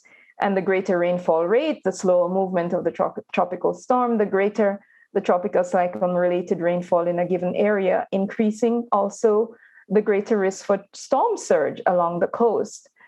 And so we need to think of these things for our region, and we're looking at this as holistically impacts-based forecasting, requiring data sharing, cooperation among various sectors. We also had last year, with the volcanic eruption, an understanding that we have a lot of expertise within our region. And there was an immediate understanding that investments made in improving forecast capability, regional research capability, and development of predictive models for both hydrometeorological and geological hazards were of tremendous benefit. But we also understood that we also need to have more simulations, more standard operating procedures for a more seamless flow for this to work very well to save lives and property. And we also need to examine the feasibility of including seismic and biological hazards into a framework that's mostly been about hydrometeorological hazards so far. The Saffir-Simpson hurricane scale is an impacts-based forecast because a tropical, if you hear it's a category 2, that tells you how much wind damage is associated with a particular speed range. So thank you very much. Yeah, thank you very much, Arlene, and for adding to Albert's list of things and hazards that we must have to also be considering right in this integrated framework. But you were talking about impact-based forecasts, and so that's where I'd like to invite Jacqueline, right? So your institution, as part of the Weather Ready Nations program, developed an integrated impact-based approach to warning. So can you please explain your experience in developing these consistent warning products and their dissemination over traditional communication platforms as well as social media? Yes, thank you for the information and for the invitation. I'm really excited to learn from the others' experience and also explain you what is the experience in El Salvador in implementing the Weather Ready Nation project. At the first point, I want to pointing out that one of the important aspects in this implementation was to identify all the stakeholders. In El Salvador, we work as an integrated observatory, so here is in the same place sharing information in real time. All the services, hydrological, meteorological, the geological, the oceanographic surveys, are working together. So that also makes stronger the chain of information fluency. Additionally, you have to think about more. What else I need to integrate in my model for making more efficient and make the information more useful for those that take action when they receive my information. So we started to identify these people that work in infrastructure, in health, in education, the emergency management institutions, in inclusive, we also include media. We have a lot of different people from media, television, radio that give us feedback. For example, what do you need in my information for you to take action with a natural hazard can occur? How do you need? What is the most useful channel you use? So what's one of the biggest steps we have to make? And sell the idea as an observatory that this approach will help us to ascertain what we are doing. It's not that you are doing bad, it's that you can do it better and help the people to take action and save life and property. And additionally, related to communication, nowadays, you know that it is a strong credibility in social media, for example. So you have to use it cleverly. You have to say, I need to build as an institution an image that makes me stronger to the public and makes me stronger that the people will believe what I am sending as an information, especially nowadays that fake news can go easily to everyone through social media and other different channels. So if you use this type of tools as much better you can, you will also build an image as a good institution, sending the information the people need for taking action when something can occur. So that also it's part of the integration we do. And you have to find which is the better formats, colors, what icons you need to use, what time is the people using the information, the frequency that the information has to be issued. So there is a lot of things you have to do, but it doesn't mean that it's a process that will end at some point. It's a continuous process that will be evolutive. So you have to think about that also. Thank you. Thank you very much, Jacqueline, for sharing your experience. And definitely you had a good head start because you have already that observatory where all these different hazards are monitored in the same center, while many of us have all these activities taking place in different offices. So I'd like to return to Raul. And we have been talking a little bit, we've heard a little bit about the advantage of an integrated system over maybe a siloed approach. But can you, I'd like you to, could you give us some more of those reasons why we want to, it is important because it's sometimes hard for us to go outside of our comfort area and work with others. And especially, and how can it help us better address cascading impacts within a multi-hazard framework than maybe in a siloed approach?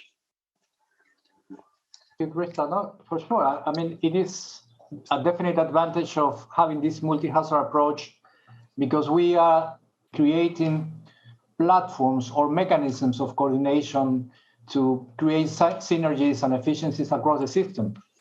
And it is a way of combining these relevant technical institutional capabilities that exist to avoid these overlapping and to misinformation and not to make the right decisions or see the connections of the different impacts. So having these platforms definitely has an advantage. Leverage, as I said, the synergies, the investments and efficiencies across the individual early warning systems and groups. When you have this approach, you have the ability to warn to one or more hazards. And I mean, that capacity increases. And also you can have compatible mechanisms to involve different disciplines for updated and accurate hazard identification and monitoring for multiple hazards. But it's important to highlight again that these mechanisms have not necessarily mean one single system. It can be different systems coexisting together at a platform of coordination of this information. In this case, for example, this is one of the things that we are discussing right now, is the importance of adding this to the pillars that I mentioned before, a fifth pillar, which would be the governance arrangements and institutional relationships that build these coordination mechanisms. What are the roles? What are the needs? What are the values of the different stakeholders in all this chain that are involved, and that has to be clearly defined. And this mechanism of coordination hasn't had the same shape in every country. Every country has a different reality. And we have seen recently, for example, the experience of Trinidad and Tobago, how they are putting together different sectors, or El Salvador, putting different sectors together to have this comprehensive approach to better perform in saving lives at the end. So this is one of the key topics that is going to be discussed, Krista, in the global platform this year in May. Thank you very much. I'd like to go back to Arlene because, as you were saying, there a lot of data is required, right, to get a good comprehensive view of what the hazard is and be able to forecast those impacts. But, you know, in the Caribbean, money's tight, and there's a lot of budgetary constraints, especially around data collection and storage is often cited a problem that it's keeping us away from these, being able to give even better and more effective warnings. Do you think there's a role for alternative and disruptive technology to tackle such issues, and how would integrated approach help this? Thank you very much. I think one of the first things we have to recognize is that cost is not the only major issue. We have to find a way of addressing first these fundamentals and foundational aspects, that's sustainability and governance. Raul just mentioned governance, that those need to be addressed in order to ensure that whatever investment is made will produce the outcomes that are desired. Because we've seen many projects come and go, infusion of capital, and then in 2 years, that outcome is not as desired after that.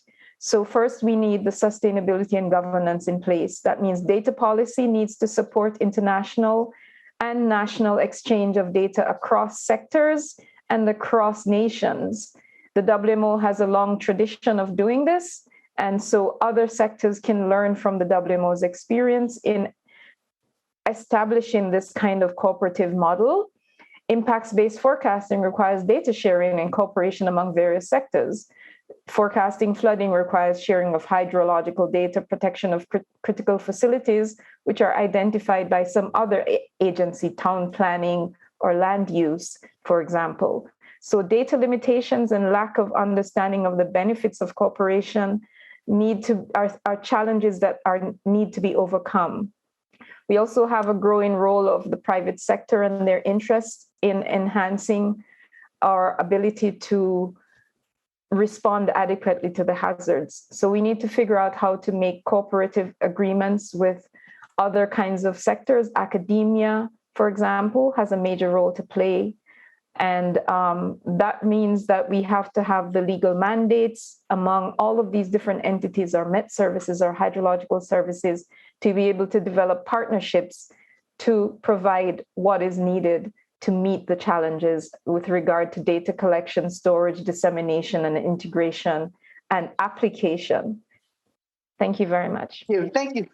Yeah, thank you very, very much, Arlene. And it is very comprehensive, right, from the upstream to the downstream. And I was going to talk about that because my conversations sometimes with people when I talk about integrating, they said, "Oh, the integration it's all at the upstream. It's getting our data together, and we can collaborate on data. But the downstream that has to be handled by the silos." And other people said, we'll go to another example and talk more about the downstream aspect, these impact-based products like El Salvador that are consistent. Albert, any opinion on the upstream, downstream discussion for integration, or expanding? Is there a place to expand a program like Tsunami Ready, which has really helped communities get ready for that hazard, and creating a similar program maybe to address other coastal hazards and make communities ready for all hazards, not just tsunamis? Yes, Thank you for that. Actually, it's what is important to highlight here is that if we go back to WMO, we have approved a strategic plan that consists of 5 long-term goals, meaning that the first one is service, second one is actually infrastructure, research, third one, and the fifth is actually about how to govern the whole organization. And by doing that, we did actually also reduce the amount of commission we had at the WMO level, trying to bring them together with this the way of thinking of the Earth system approach. And there is the first point is the governance. What we need is actually to think about is we don't have a lot of experts that we can make use every time of it. But also, if we take a look in the Caribbean, our experts are very scarce. So that's why we have to use them as better as we can, putting the time that we will be able to work together and to accomplish all the different requests we have from the international organization. So that's why it's important to find a way how to bring them together and discuss all the different warnings or the different risks. So together we will be able to address that in a more holistic way, but also interdisciplinary. And that is actually important to note here, that that is actually the case with the WMO, that we decided we have to align the commissions with the long-term goals. And the most important part here is actually you have to make a distinguish between the part of the strategic level and the part of the experts doing the work.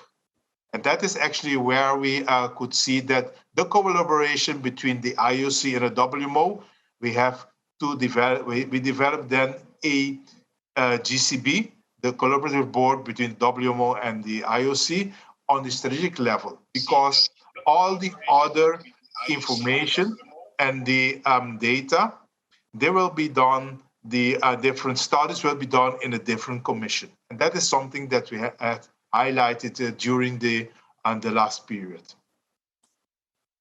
Thank you, Albert. And I just have in the previous panel, I think there was a discussion of very important issues that 15% of our population suffer from some type of disability or need some assistance. And so I would like to ask Jacqueline specifically, how do you address this issue of inclusivity in your products, and how by having an integrated approach and these consistent products would perhaps facilitate that? So, integration, make sure, the language issues or ability, functional needs, how are those addressed? Yes, thank you. I will have to say that we still have a lot of challenges in trying to build the most product we need for all the people that is using the information during an emergency. However, when we were building our communication design, we started thinking about listening, what the people use for listening, and also the non-verbal information. So we take these examples that the WMO offer in the guidance, that you can use these colors, but additionally to use colors, you can use keywords, so the people that maybe are not distinguished color can at least read the letters that are there, but also the people that cannot read can listen your messages. But additionally, all the written information you can issue through different channels. So when you have all this type of information you can build in your model, you start to design your graphics. What do you need? What colors you need? What is the format the people uses more? What fits more depending on the social media you are using or the channel you are using? It's WhatsApp or it's radio, it's telephone calls, it's different type of medias of channels that you can use. Additionally, the message that you design, that's why keywords are really useful in this type of designs you build, because people can act more just with one word. You don't need a long messages for them to understand. So it is it has been useful. We have been surveying the people that using our information and for continuously improving the formats, the colors, the words we use, the channels we use, the frequency of the information, so that it has been also a very good practice we have been done after almost every emergency we have been issuing impact-based forecasting. And additionally, it's trying to expand more channels. So there is not just one. And the thing that works in El Salvador, maybe it not works in your country. You have to study your own society and study how they respond. So it's hard work, but actually there are a lot of good practices you can do. Surveying, it's really, really helpful for you to understand what people need.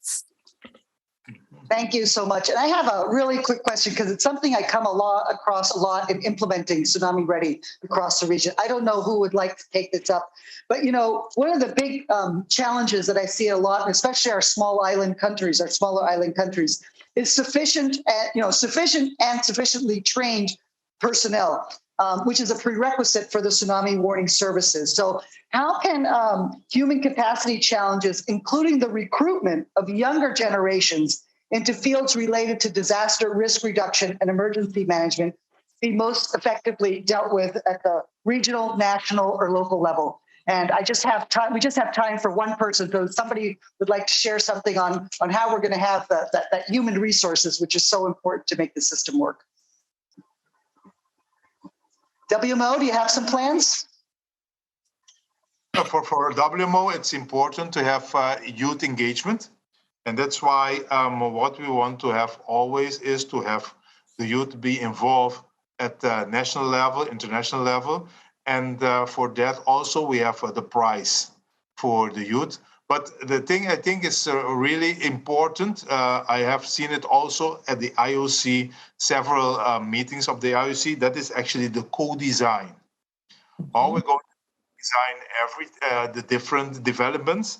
We're talking about, for example, risk knowledge, where the scientists are going to work on an inundation science. But there again, we have to figure out that we have to take that science and discuss it with the local people, with the people that are at risk. And there is where you're going to develop those kind of empowerment together with the youth or together with the local people. And that is actually one of the takeaway message for me. Scientists are very good in doing their work, but then they have to find a way how to implement it at a local level. How to implement it at local level, that means you have to go and discuss that with the local people, because the local people also have a very good knowledge of that area that you're talking about. So they will be able also to address some question of your results of your model, and they will tell you, actually here the model doesn't work so well. So that is actually the exchange of ideas together with the local people. And that is actually important. And by doing that, you will be able to get all the people at local level involved. And they will tell you, this is the way that you have to communicate in our town. Don't come with fancy mobile system. No, this is the way we're doing it. So then you have to use that type of model they're using it. So those things, you have to go to the local people, and then there is where you will gain more momentum with it. So that is actually my very short answer to that. If I could, thank you very much. I just last week participated in a World Broadcast Union and UNDRR workshop, which was focused on media saving lives. And I had the opportunity to articulate on behalf of the Met Services a kind of a wish list of how they would like the media to help them communicate better. Uncertainty, for example, in forecasts and the inherent limitations of predictions. And those are the kinds of things that we need to do to have more cross-knowledge exchange with all of the different stakeholders who are involved in this effort of multi-hazard early warnings. And we also have within our region the CRIF, which is supporting scholarships and internships for young scholars. And they are working with institutions like the CMO and the University of the West Indies, for example, in hosting interns with us who then help us to develop what we need in terms of capacity. But it's also important to make sure that we're harmonizing the competencies that are required, and that as part of our institutional strengthening within our region, we address things like technical capacity, minimal staff needs, and get assistance to articulate those to our governments where our national agencies need that international support to make the case. And so we can then work with our donor agencies, with WMO, IOC, and others to help to make the case at the national level for that support. Thank you very much. Yes, yes, please go ahead. Was that somebody wanted to make the question? Okay, yes. So there is a question from the chat. Will somebody read that out, please? Of course. Of course, Krista. There's actually, the chat has suddenly miraculously filled up altogether, and I just start right from the top, if you're still here. How to encourage people to make necessary preparations before the disaster strike. Yes. Okay. Who would like to take maybe that? I can add something. You can do a lot of educational processes, and that will make also the people to make encourage and empowering how they can save their places and how they can act, just not only when there are emergency, but also doing things, educating each other, sharing the information they receive and trainings, and say, look, the observatory shared this information with us. You haven't been there. I want to share this information with you. So that can help also people to make more empowerment for them to say, this is the information, this is the institution that give me the real information during the emergency. So it also helps you to prepare more.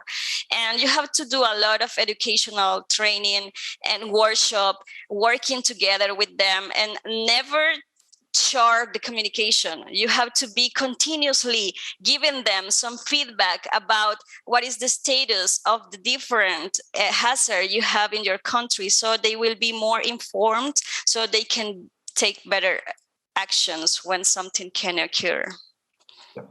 All right, Krista, I have one more comment that I would like to share, which should also be interesting for this session. And it's about keyword prepare for the unexpected. This is a common concern preparing people to face an unexpected situation, natural disasters, and so forth. Here's an idea. Maybe neurosciences could help to renew or build communication and trainings methods and tools to help us better understand how the brain reacts, how to stimulate areas that generate more adequate and positive reactions and behaviors. So this is an idea. Just wanted to throw it into the round with the last seconds, maybe time just for one reaction, or we just leave it there. No, I think for me it's important from the Met Services, they have to go in the field and discuss the relevant issues together with the different communities. And so there they will get a feeling of how to deal with the different early warning system and also the different issues concerning at local level. Because up till today, we were more sitting in our office thinking a lot of good things, but it was like there's a distance between us and the community. So we have to find a way how to discuss that gap. And by going to the different communities, as Jacqueline already mentioned, that is actually the most important part right now. But sure, it's important to know what's the brain doing with all the information that we are processing. So it's important how to also to I would say that package and use the different words that will let people to take action. Brilliant. Well, from my side, I'm sorry. Yeah. I just keep an eye on the clock. That's always my job. So I'm always don't shoot the messenger. We're already over time. But if you keep it brief, of course, please. Sure. No, I just wanted to point out that there is a tendency in the human being, I think, or to forget what is negative, to forget or try to overcome the impacts by forgetting the past or what happened in the past. And I think that this is a matter, and this is at the heart of the early warning systems, to collect systematically the information in order to make better decisions in the future, to make this evidence-based at the hands of decision makers and the population, not to forget what can happen and encourage them to protect and take protective measures. But not only the past, I think that with the task we have at hand now is to reveal the risks that we face now in the future. And we have the elements and the knowledge to know that the future is more complex, more interconnected, and probably the risks that we are facing are more complex in the sense that we have to be better, even better prepared to use this science knowledge of the past to better prepare for the future that we see already that is having a toll in the connectivity it's bringing to the communities. All right. Well, this is a fascinating discussion, and I really hate to be the bearer of bad news of telling you that time is up. But Krista, you mentioned it, and I mentioned it several times, that you are actually somewhere with a live audience. And I've been told that your cameraman may be able to actually turn the camera around and show us the audience, because we are starved of seeing an audience after 2 years in the pandemic. So let's give it a try and have a look if we can see. Yes, happening. Here they are. Yes, there we have it. So it's so wonderful to see people and have this interaction. So really want to thank everybody for coming. So you see we have a broad audience in gender and age and profession. So thank you everybody for being here. And I think, from this discussion that we've had, I think we've gotten some very good points to keep on feeding in to this proposal that we have made to the IOC Decade 4 and integrating coastal hazards systems and services across the region. So yes. Right. So from Puerto Rico. Well, greetings to Puerto Rico, and thank you again, Krista, and your fantastic panel. There's one last comment that I see in the chat: promote citizen science. Citizens can provide key information. Leave it at that. Thank you so much. Time for a short break, no longer 10 minutes. It's down to 8 minutes, but then we have another great panel coming up. So see you in 8 minutes now.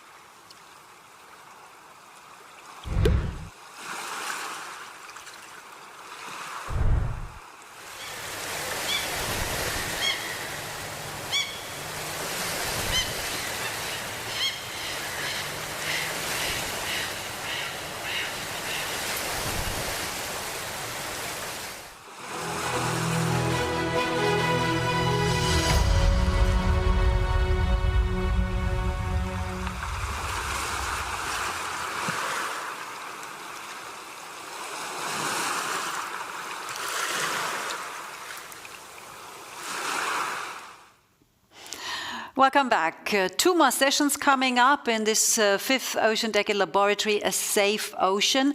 And for this third one, I would like to bring in again one of our co-chairs. We just had Krista there running a panel discussion. So it's time for Burkhard Baschek to join me again in this core event, because I would like to know what he makes of the sessions so far. We've had a lot of talk about the destructive force of the ocean. I know that you're situated in Stralsund, and for people who are joining us just now, behind you is a real fish tank with real fish. But you're situated in an area that's not prone to tsunamis or volcano eruption. So how close is this topic to you and to your heart? Yeah, the topic is closer than you would think, also here in Germany. There have been also lots of examples that tsunamis have hit Europe as well, so it's not actually that far. That's for one, and we also have to deal with storm surges occurring in the North Sea. So that's like something that's always there, and the North Sea, for example, is also one of the oceans that is probably has caused most deaths at all because it's very shallow. Wave action really is causing some real threat to vessels, for example. So each country, each region has different shades of what's more important than others. But whichever country has a coast is faced to some threats by the oceans. And that's, I think, why it's important to really take a local view in addition to an international connection that we have, so that you can really tackle the issues that are important to the region where you're at. And also to learn from one another, because I think what became clear from the previous sessions certainly is that while we do have great technology and collect data and have communication tools, etc., there are always gaps in the system, be it a lack of education of the people, that they don't quite understand what's going on, or how big the danger is, or the sheer force of nature that renders our technology so vulnerable and also destroys it, at least temporarily.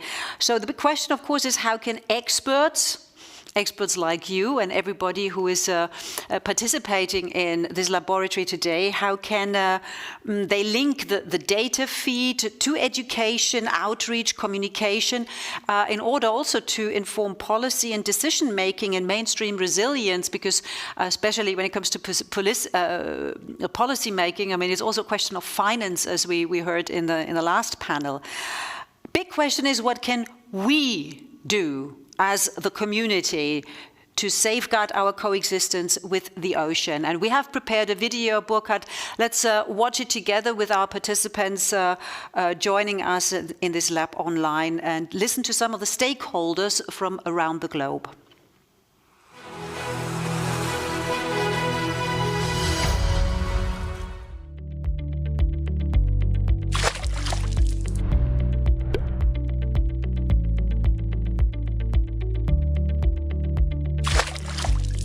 Marine hazards are potentially damaging events of natural or anthropogenic origin. To understand them, we need extensive long-term data. To mitigate marine hazards, 30 researchers from the Spanish National Research Council propose a common ocean multi-hazard research strategy. They plan to combine different observational platforms, numerical models, and better early warning systems. Some of the results and recommendations have already been published in a white book of ocean scientific challenges. The goal is to foster scientific collaborations, communicating relevant information to public authorities, mitigating risk.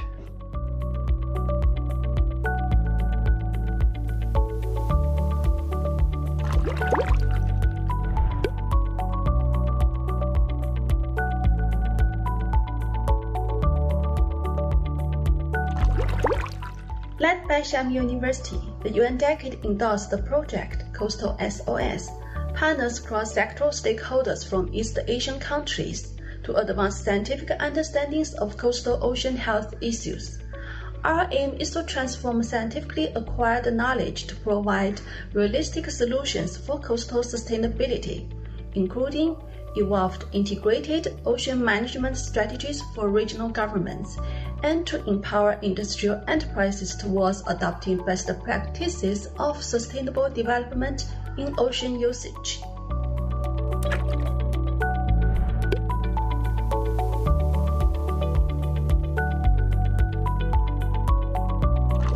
Our endorsed program, Pacific Solution, has 3 pillars: science-based decision support systems, governance framework, and inclusion of traditional knowledge. It has strong implication to achieve a safe ocean. And for example, this is the early warning systems where science informs policymakers when hazardous conditions can occur at the coast so that politics can evacuate the coastline to save lives.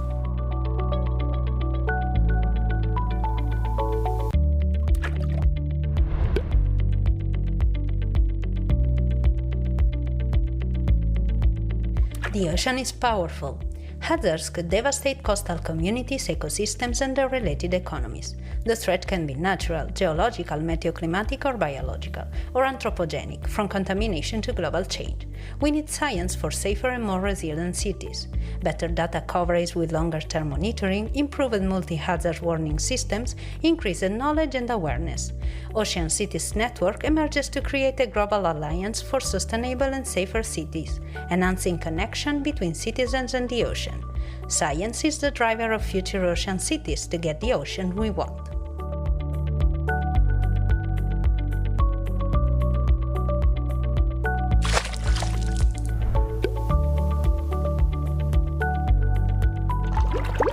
To date, we have mapped only 20% of our ocean floor.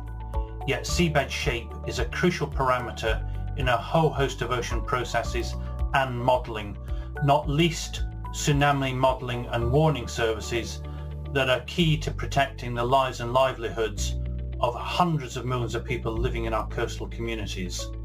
So with 4/5 of the world's ocean floor still to map, the Seabed 2030 project has a mission to complete 100% mapping of our ocean floor by the year 2030.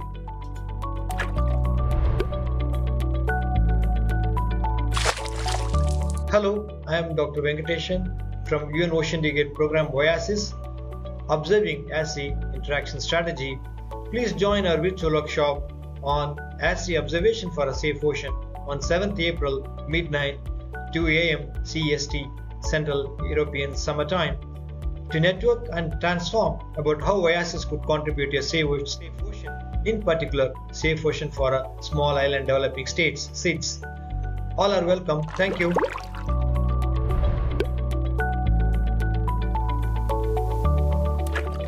Hi, my name is Brian Arbick.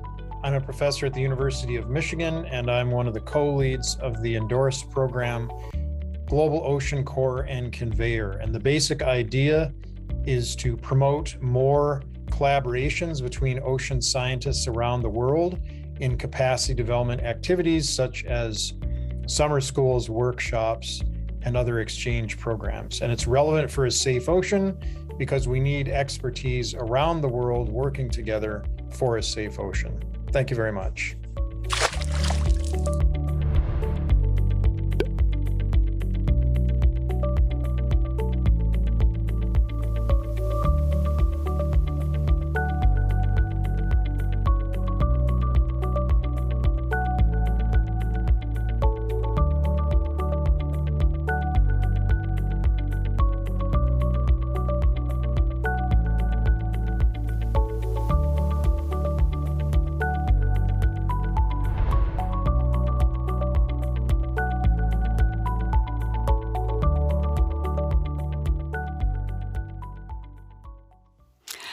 Well, Burkhard, our co-chair of this Ocean Decade Laboratory, it became very clear. I mean, I found it quite impressive to hear all these different voices, all people who work hard on safeguarding the ocean as our planet's largest ecosystem, but also make sure that we can safely coexist with the ocean. I know that the next panel has the title Environmental Justice and Right. How does that fit into our goal to have a safe ocean? Yeah, I mean, first I think it became clear how important science is in the respect. I mean, if you could then at some point talk about warning systems and at what point decision makers like announce a warning and people react, like lots of that is science-based and lots of our thinking is science-based. On the other hand, we need to make sure that when a warning is like spread out and people react to that, that the warning, the information, but also the preparedness before reaches all people equally and nobody's really left behind. That's really like putting us like to the question of environmental justice and right, so that not only like parts of the populations are protected, but all of them. And so we're getting into very like pragmatic aspects that do need to be covered. And on the other hand, the next session will cover also traditional knowledge. I think there's lots to be learned on how to deal with these natural hazards that have occurred over like centuries and decades, as long as humanity has lived along the coast, and traditional knowledge has really like moved forward with keeping that knowledge and how to react to that. I think we've learned that our warning systems, as elaborate they can be, at some point they may fail when you're left by yourself without communication and some ideas on what to expect in an area and how to behave is certainly something that's very useful as well. And then we'll learn a lot about, I think, respect towards the nature and the forces behind it. Fantastic. That was already a really nice lead into the next session. Burkhard, I know you and also the other co-chair, Krista, will watch and listen carefully. So coming up next, our panel on environmental justice and right.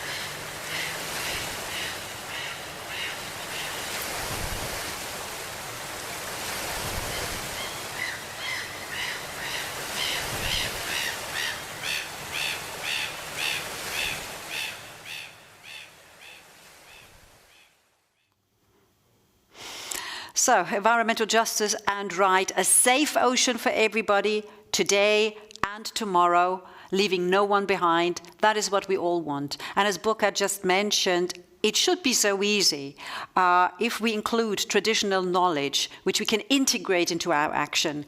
If we also think of and include gender and generational considerations, financial resources, resilience, all the way to providing equal and fair access to warnings.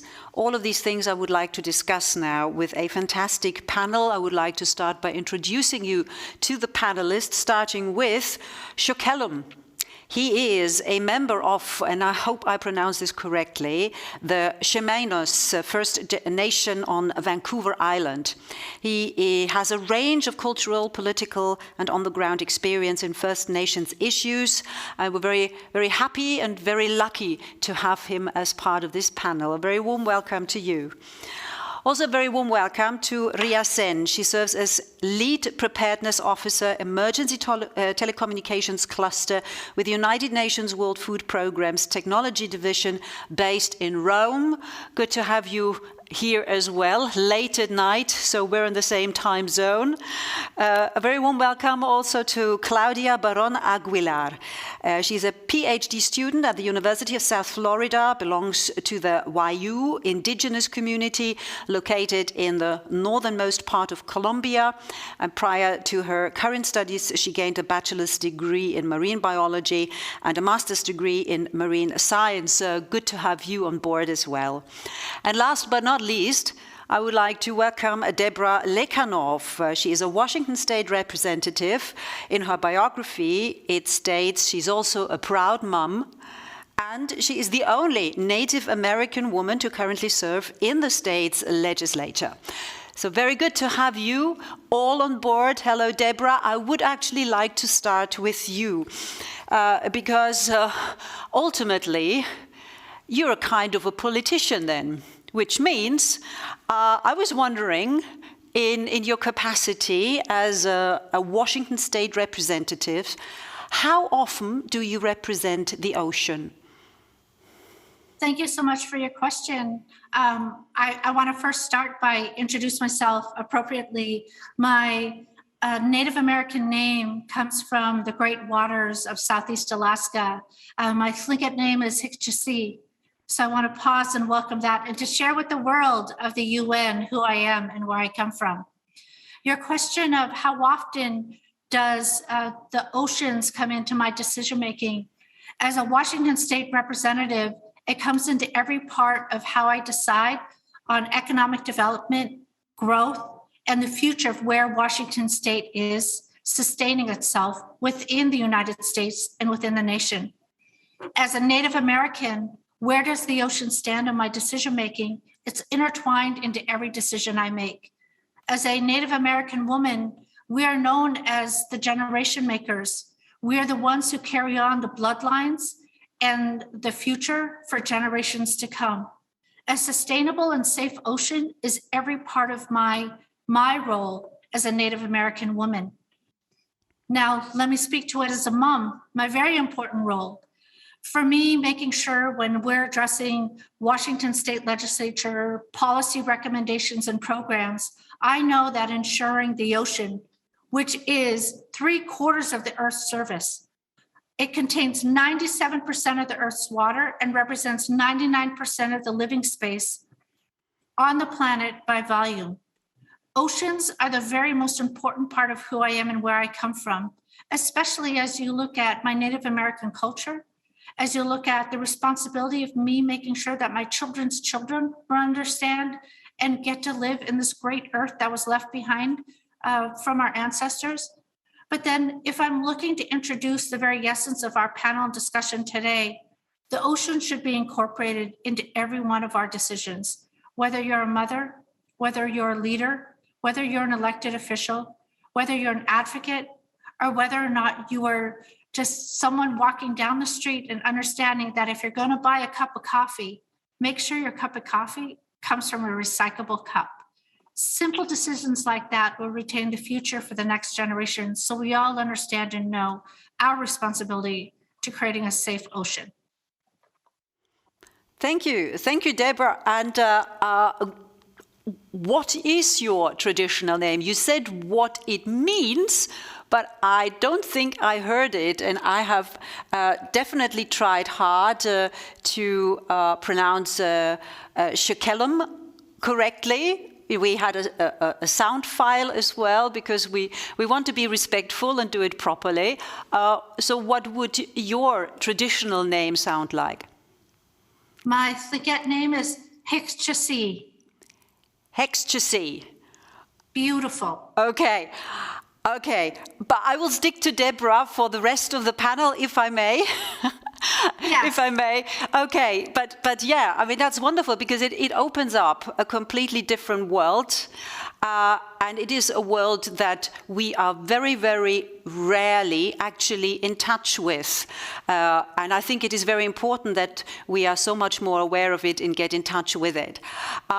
I know that Shekelem has something very special for us. I don't know, Deborah, if you want to tell us a little bit about what Shekelem will present to us, or whether he wants to do that himself, but I'm very curious after what I've heard beforehand. Thank you so much. I'd like to introduce my friend, my mentor, someone who has helped raise me in the past 20 years and helped build who I am. Shekelem comes from Jimenez up in the First Nations homelands in British Columbia. He is Coast Salish. He does have a very special presentation, and I will respect my elder and pass on the mic and let him share the good words and the work he's going to do for us today. Aichka, Aichapewat, CCI's Kunita Kutana Quail, Aichakwas Shalkwilam to reach Jimenez. Lichin Blue Hawk the Sna Ray Harris. So thank you. I'm just pleased to be here with you all. Give you my traditional name, and I also use the name Ray Harris from Jimenez. And the little village, we have 4 villages right now, and one of them is called Shell Beach. That's where I'm at. And harbor of Ladysmith. So I want to say thank you to all of you. Before I carry on with what I want to do, a custom of our people is to call witnesses to what's going to happen here. So, Hui Dom Stom Tsatsiem. Deborah, I want to call you as a witness. Claudia, I want to call you as a witness. Ria, can I call you as a witness? And Monica went out a screen, but I'm calling her as a witness also. The custom of our people is to, we're still upholding the oral traditions of our people, how we keep our business, keep track of our business and opportunities we have to share with people. So your responsibility as a witness now forever in your life is to remember this day and what proceedings you saw.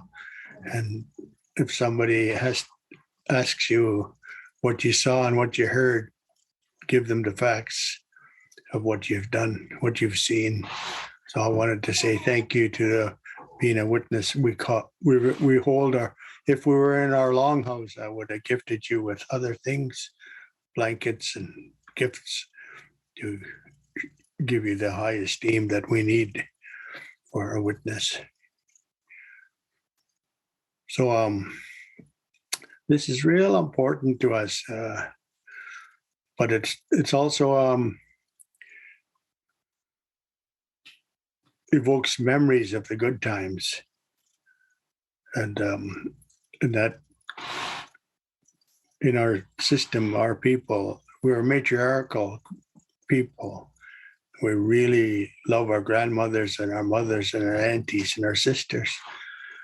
But the grandmothers were the root. They carried the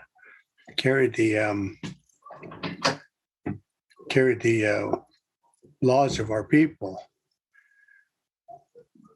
But anyway, it's really sad to say that the grandmothers have been warning us that things aren't right.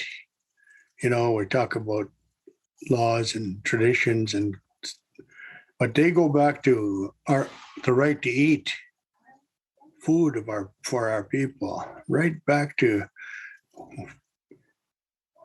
how we lived, what we enjoyed, all the goodness that came from the sea, the rivers, the ocean. So one day in my lifetime, I heard the grandmothers in our bay, they wailed for that desperate times we're in. They cried here and there, and we have a big bay, and it echoes. So a song has been created for that cry of the grandmothers, and this is what I can remember of it. So you can imagine sitting on your porch or down the beach and you hear this tune. Oh, oh,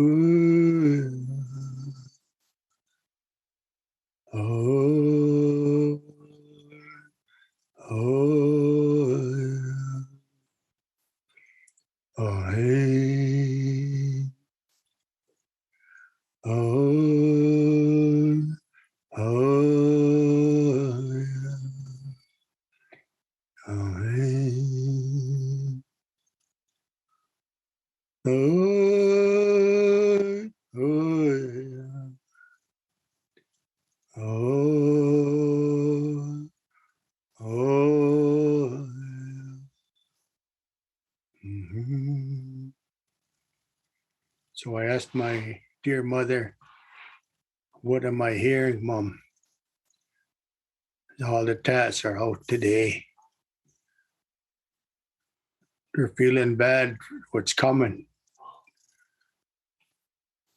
We're getting pushed out of the fishing business. We're getting rules and regulations about digging clams. They're building pulp mills on our beaches. They knew it was coming. And they asked us to remember the good times and work to try and get it back. So to me, it sticks with me that very hard day I heard that, and the explanation I got were the cry of the grandmothers. So that's a little tune I wanted to sing for you. Our family in particular is we've stuck to the fishing. We're fishermen. We fish. My girls fish. My sons, my grandsons.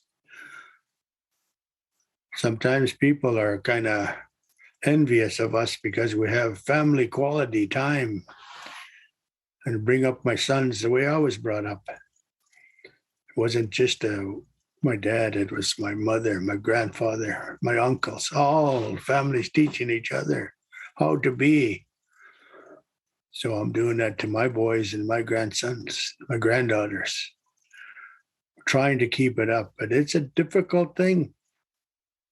Last summer here, in that heat wave, 1 billion, the news and the scientists said 1 billion clams, shellfish, mussels, the little crabs were killed off by the heat wave. That's what we rely on. This, all that stuff is, we have to let it go for how long. But anyway, Deborah, that's what I have to add right now. Thank you.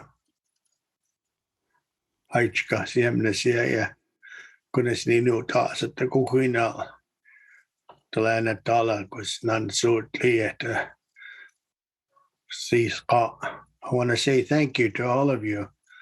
I don't know how else to express to you that we really, really love the water, the ocean. We have many ceremonies, customs of our people, dances and songs that are so old we don't know how far back they go.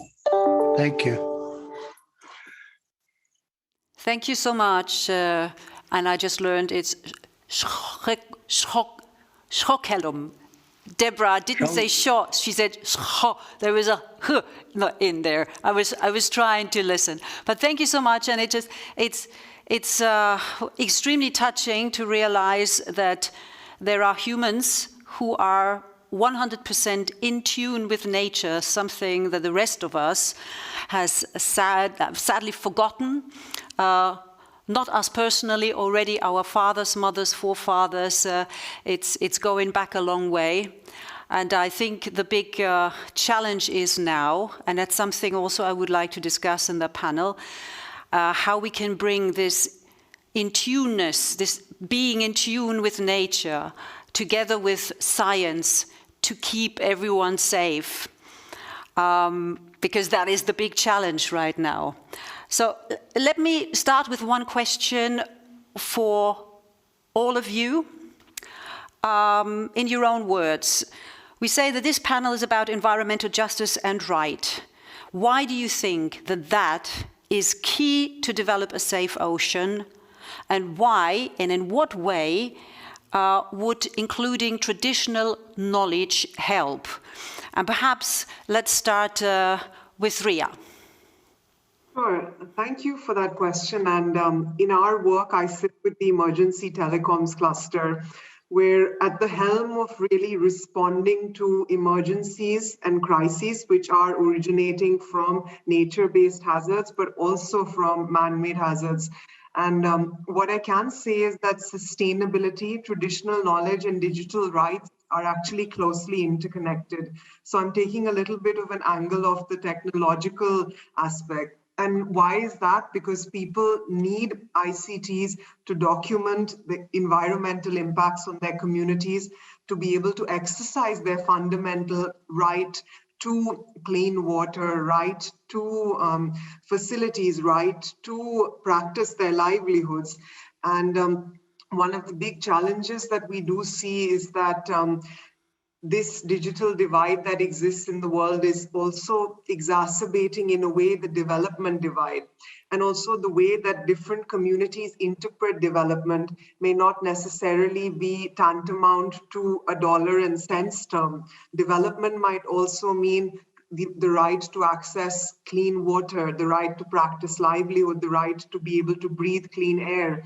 And those are things, I think, which the traditional development models often do tend not to consider as deeply as we would like.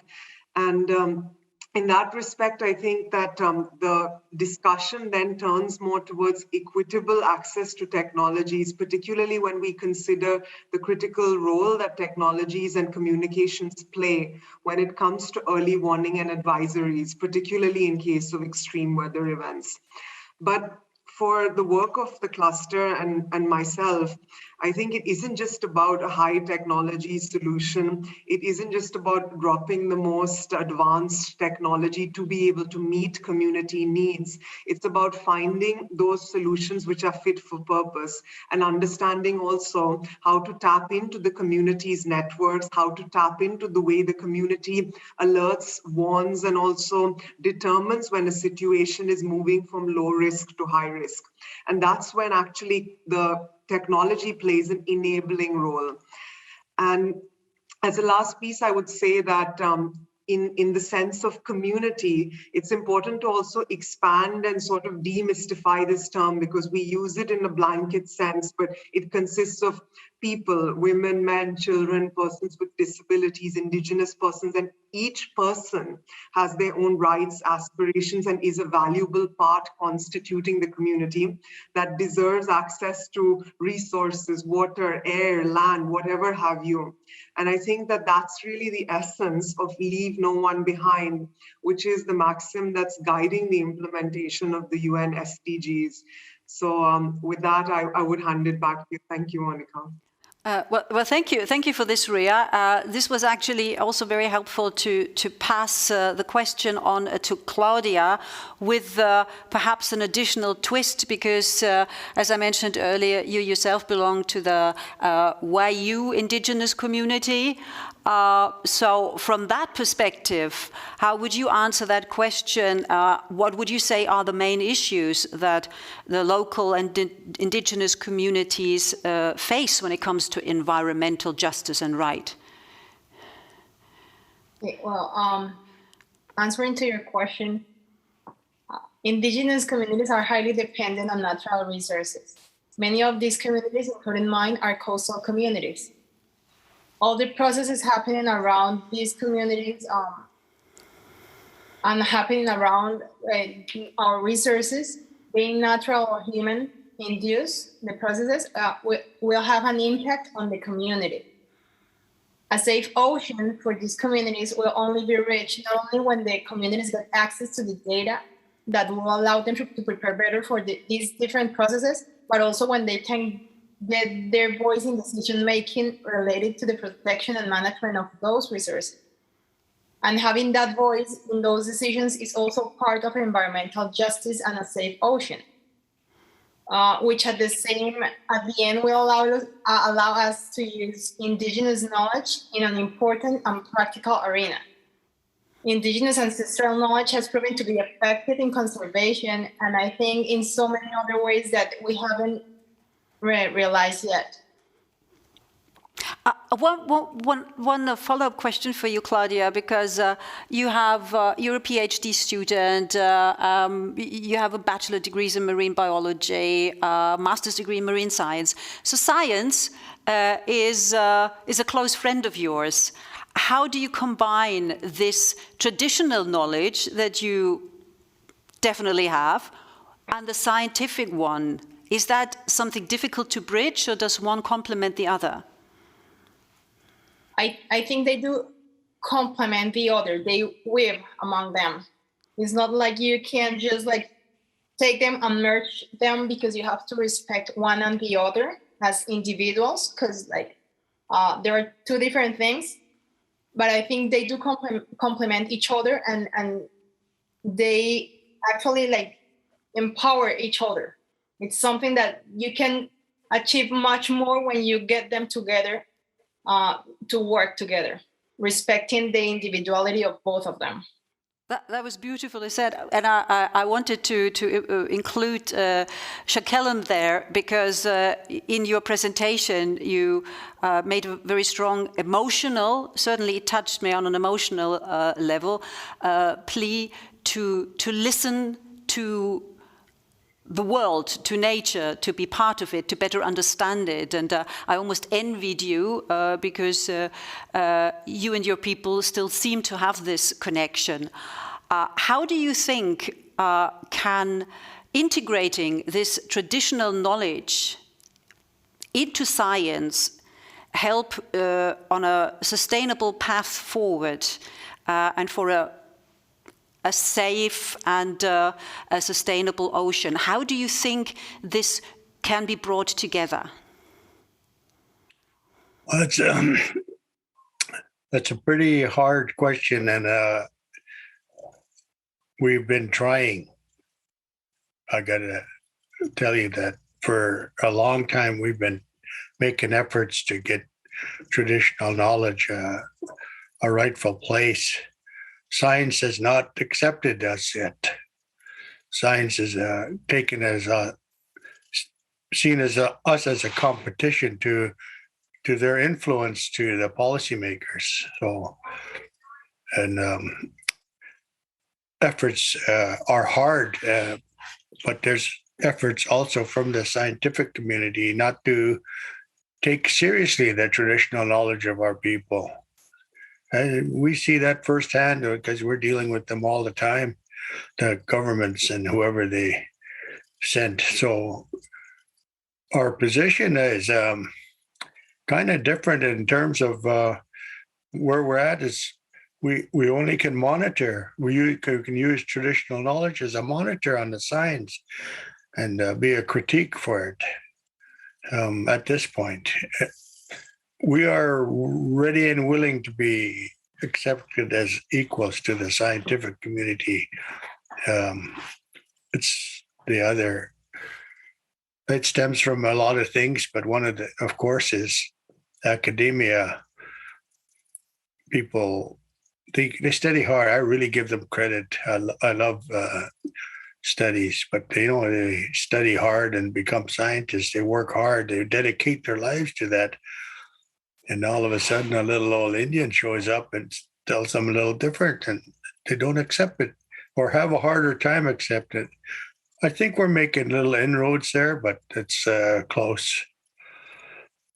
Thank you. There is work to be done, and that brings me straight to Deborah, because you're certainly in a position where you can build bridges, no doubt about that.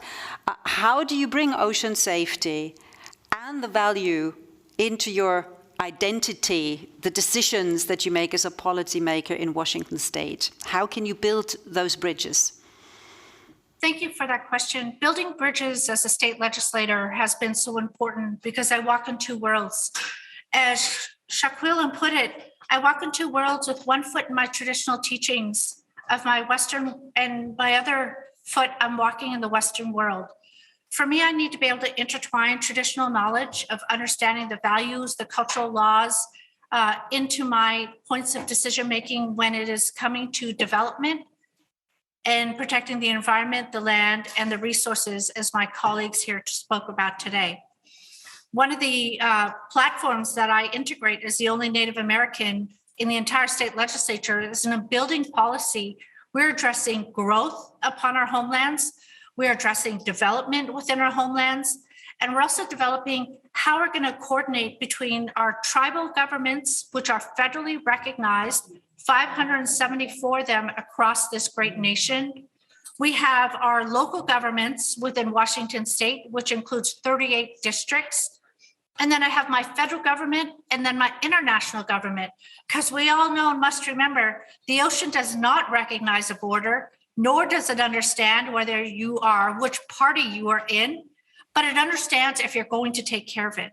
So in my role as a policymaker, I take a look at integrating the very thought that the indicators that we're seeing scientifically show that the environment and the ocean cannot sustain the decisions that we're making today. Globally, the market value of the marine and coastal resources and industry is estimated at $3 trillion per year, or about 5% of the global GDP. Coastal waters are deteriorating due to the pollution, and without concerted efforts and without us addressing the pollution within the ocean, we're going to increase the detrimental areas up to 20% of large marine ecosystems by 2050. So as a policymaker, I look towards, Elizabeth, this concept that when we develop and when we grow and when we create what our Earth is going to be in 7 generations from now, I have to naturally incorporate the traditional laws. I have to understand that if we don't do this right today, generations from now, our traditional laws, our rights to take, our responsibility, to take care of Mother Earth are going to be lost. Our ocean will continue to deteriorate. We will face climate change piecemeal together by different regulations and policies done at different governmental levels. My role as a state policymaker is to understand and bring all governing bodies together. Because again, my ocean does not understand, and it's not my ocean, it's our ocean. Right. She does not understand what level of government's making the decision. She does not understand which party we're going to be in, but she does understand when we're not taking care of her. One of the areas that we were able to accomplish in taking care of the oceans in Washington State came from a woman coming from the Quinault Nation. Her name is Fawn Sharp. She is the president of all 577 tribes working together. She raised the awareness of the impact of the ocean upon Washington State with one simple story, and this is how true it feels to her. She had a knock on the door at 5 a.m. Fawn, something is happening to the waters and the oceans. She jumped, she went out to the beaches. She took a helicopter across the ocean, across her beaches. Dead fish, jellyfish, animals, all washed up from the warming of the ocean and the pollution. Her message to all of us was, the ocean is dying. She is a people of the ocean. Once they are gone, once the ocean is gone, she is a person, she is a Native American woman, she is a tribal leader, can no longer look to her people and say, we will be here 7 generations from now. Right. Those are the thoughts that I need to walk with 1 foot in my traditional life and 1 foot in my Western life, holding the responsibility of making sure we have an ocean for tomorrow. Absolutely. And a safe ocean for tomorrow, of course. I've just kept an eye on the chat and we're over time already, but I would like to get this one question for Ria, because it's tailor-made for you. What are the population groups most difficult to reach with disaster warning? This is a really excellent question, and it's tough to keep to a very small amount of time in response. But usually many communities that are in remote locations where there might be limited connectivity typically are difficult to reach. And in one case, I was working in Fiji in the Pacific Islands some years ago and was assisting one of our national partners to build a digital platform for automating social services payouts. This was oriented towards vulnerable at disaster risk groups, and Fiji is at high risk to a lot of cyclonic activity. So it was amazing because we, in the run-up to creation of this solution, had months of consultations at national, provincial, and local levels where we ourselves went to those communities that were difficult to reach. Sometimes it took boat trips, it took car trips, it took donkey rides even, to the most spectacular but deeply remote locations. And ultimately, the kind of solution that we came up with was a hybrid one, because we worked with the communities to develop a solution that they would be comfortable meeting, that they would trust, and that also they would be able to interact with. So it was something like a mix between traditional knowledge, using the ways that the elders communicated with the communities once they were gathering this warning information, but also amplifying the warning messages using radio, battery-operated radios. And that solution seemed to meet the needs really, really well. And ultimately, I think this points to the fact that these community voices really helped us to build and shape a solution which they trust, which they interact with, and which helps them to keep safe and informed. So I think it's still running with some success in some years now. Over to you, Monica. Fantastic. I have one comment I would like to share with you, because we were talking about bridges and exchange. There is a program called PIXA that is promoting knowledge exchange between indigenous communities and the Hydrometeorological Service in Guyana.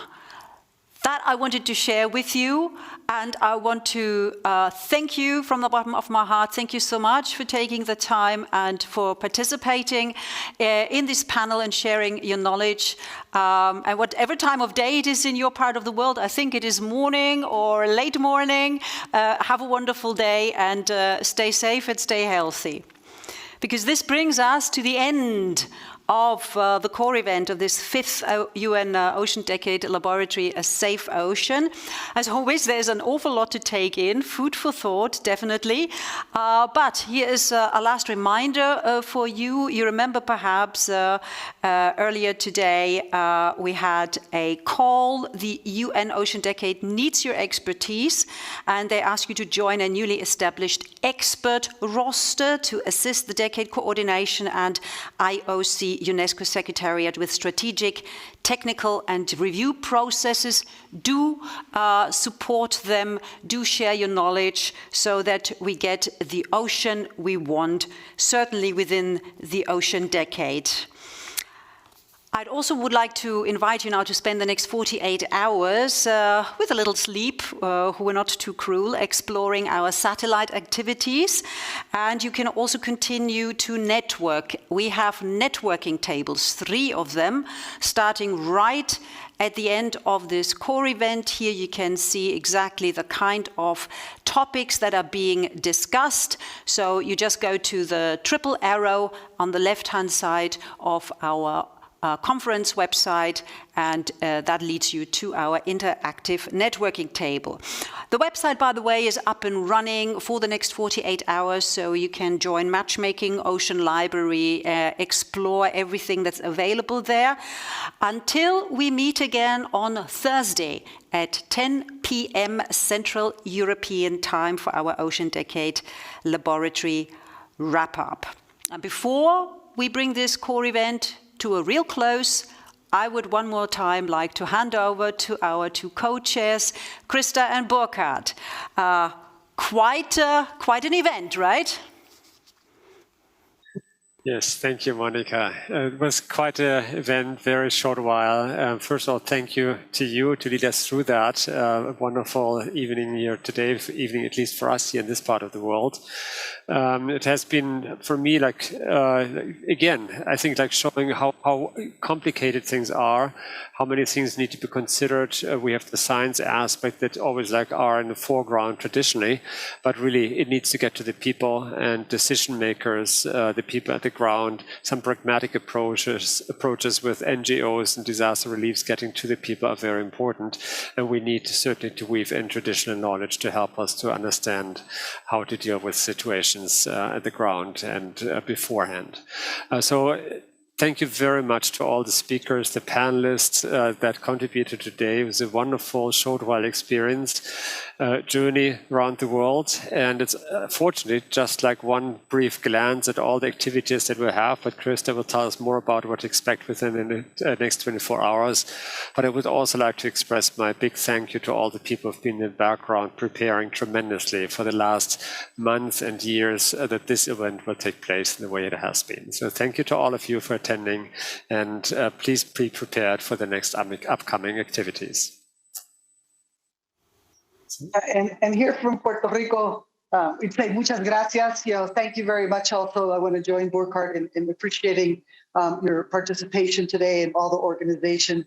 And I'd like to follow up with Shakilam's words and say we've all have been witnesses today to some fantastic information, some fantastic knowledge, and that can make a real difference and make communities safer from the ocean, and the ocean safer from us, also us humans.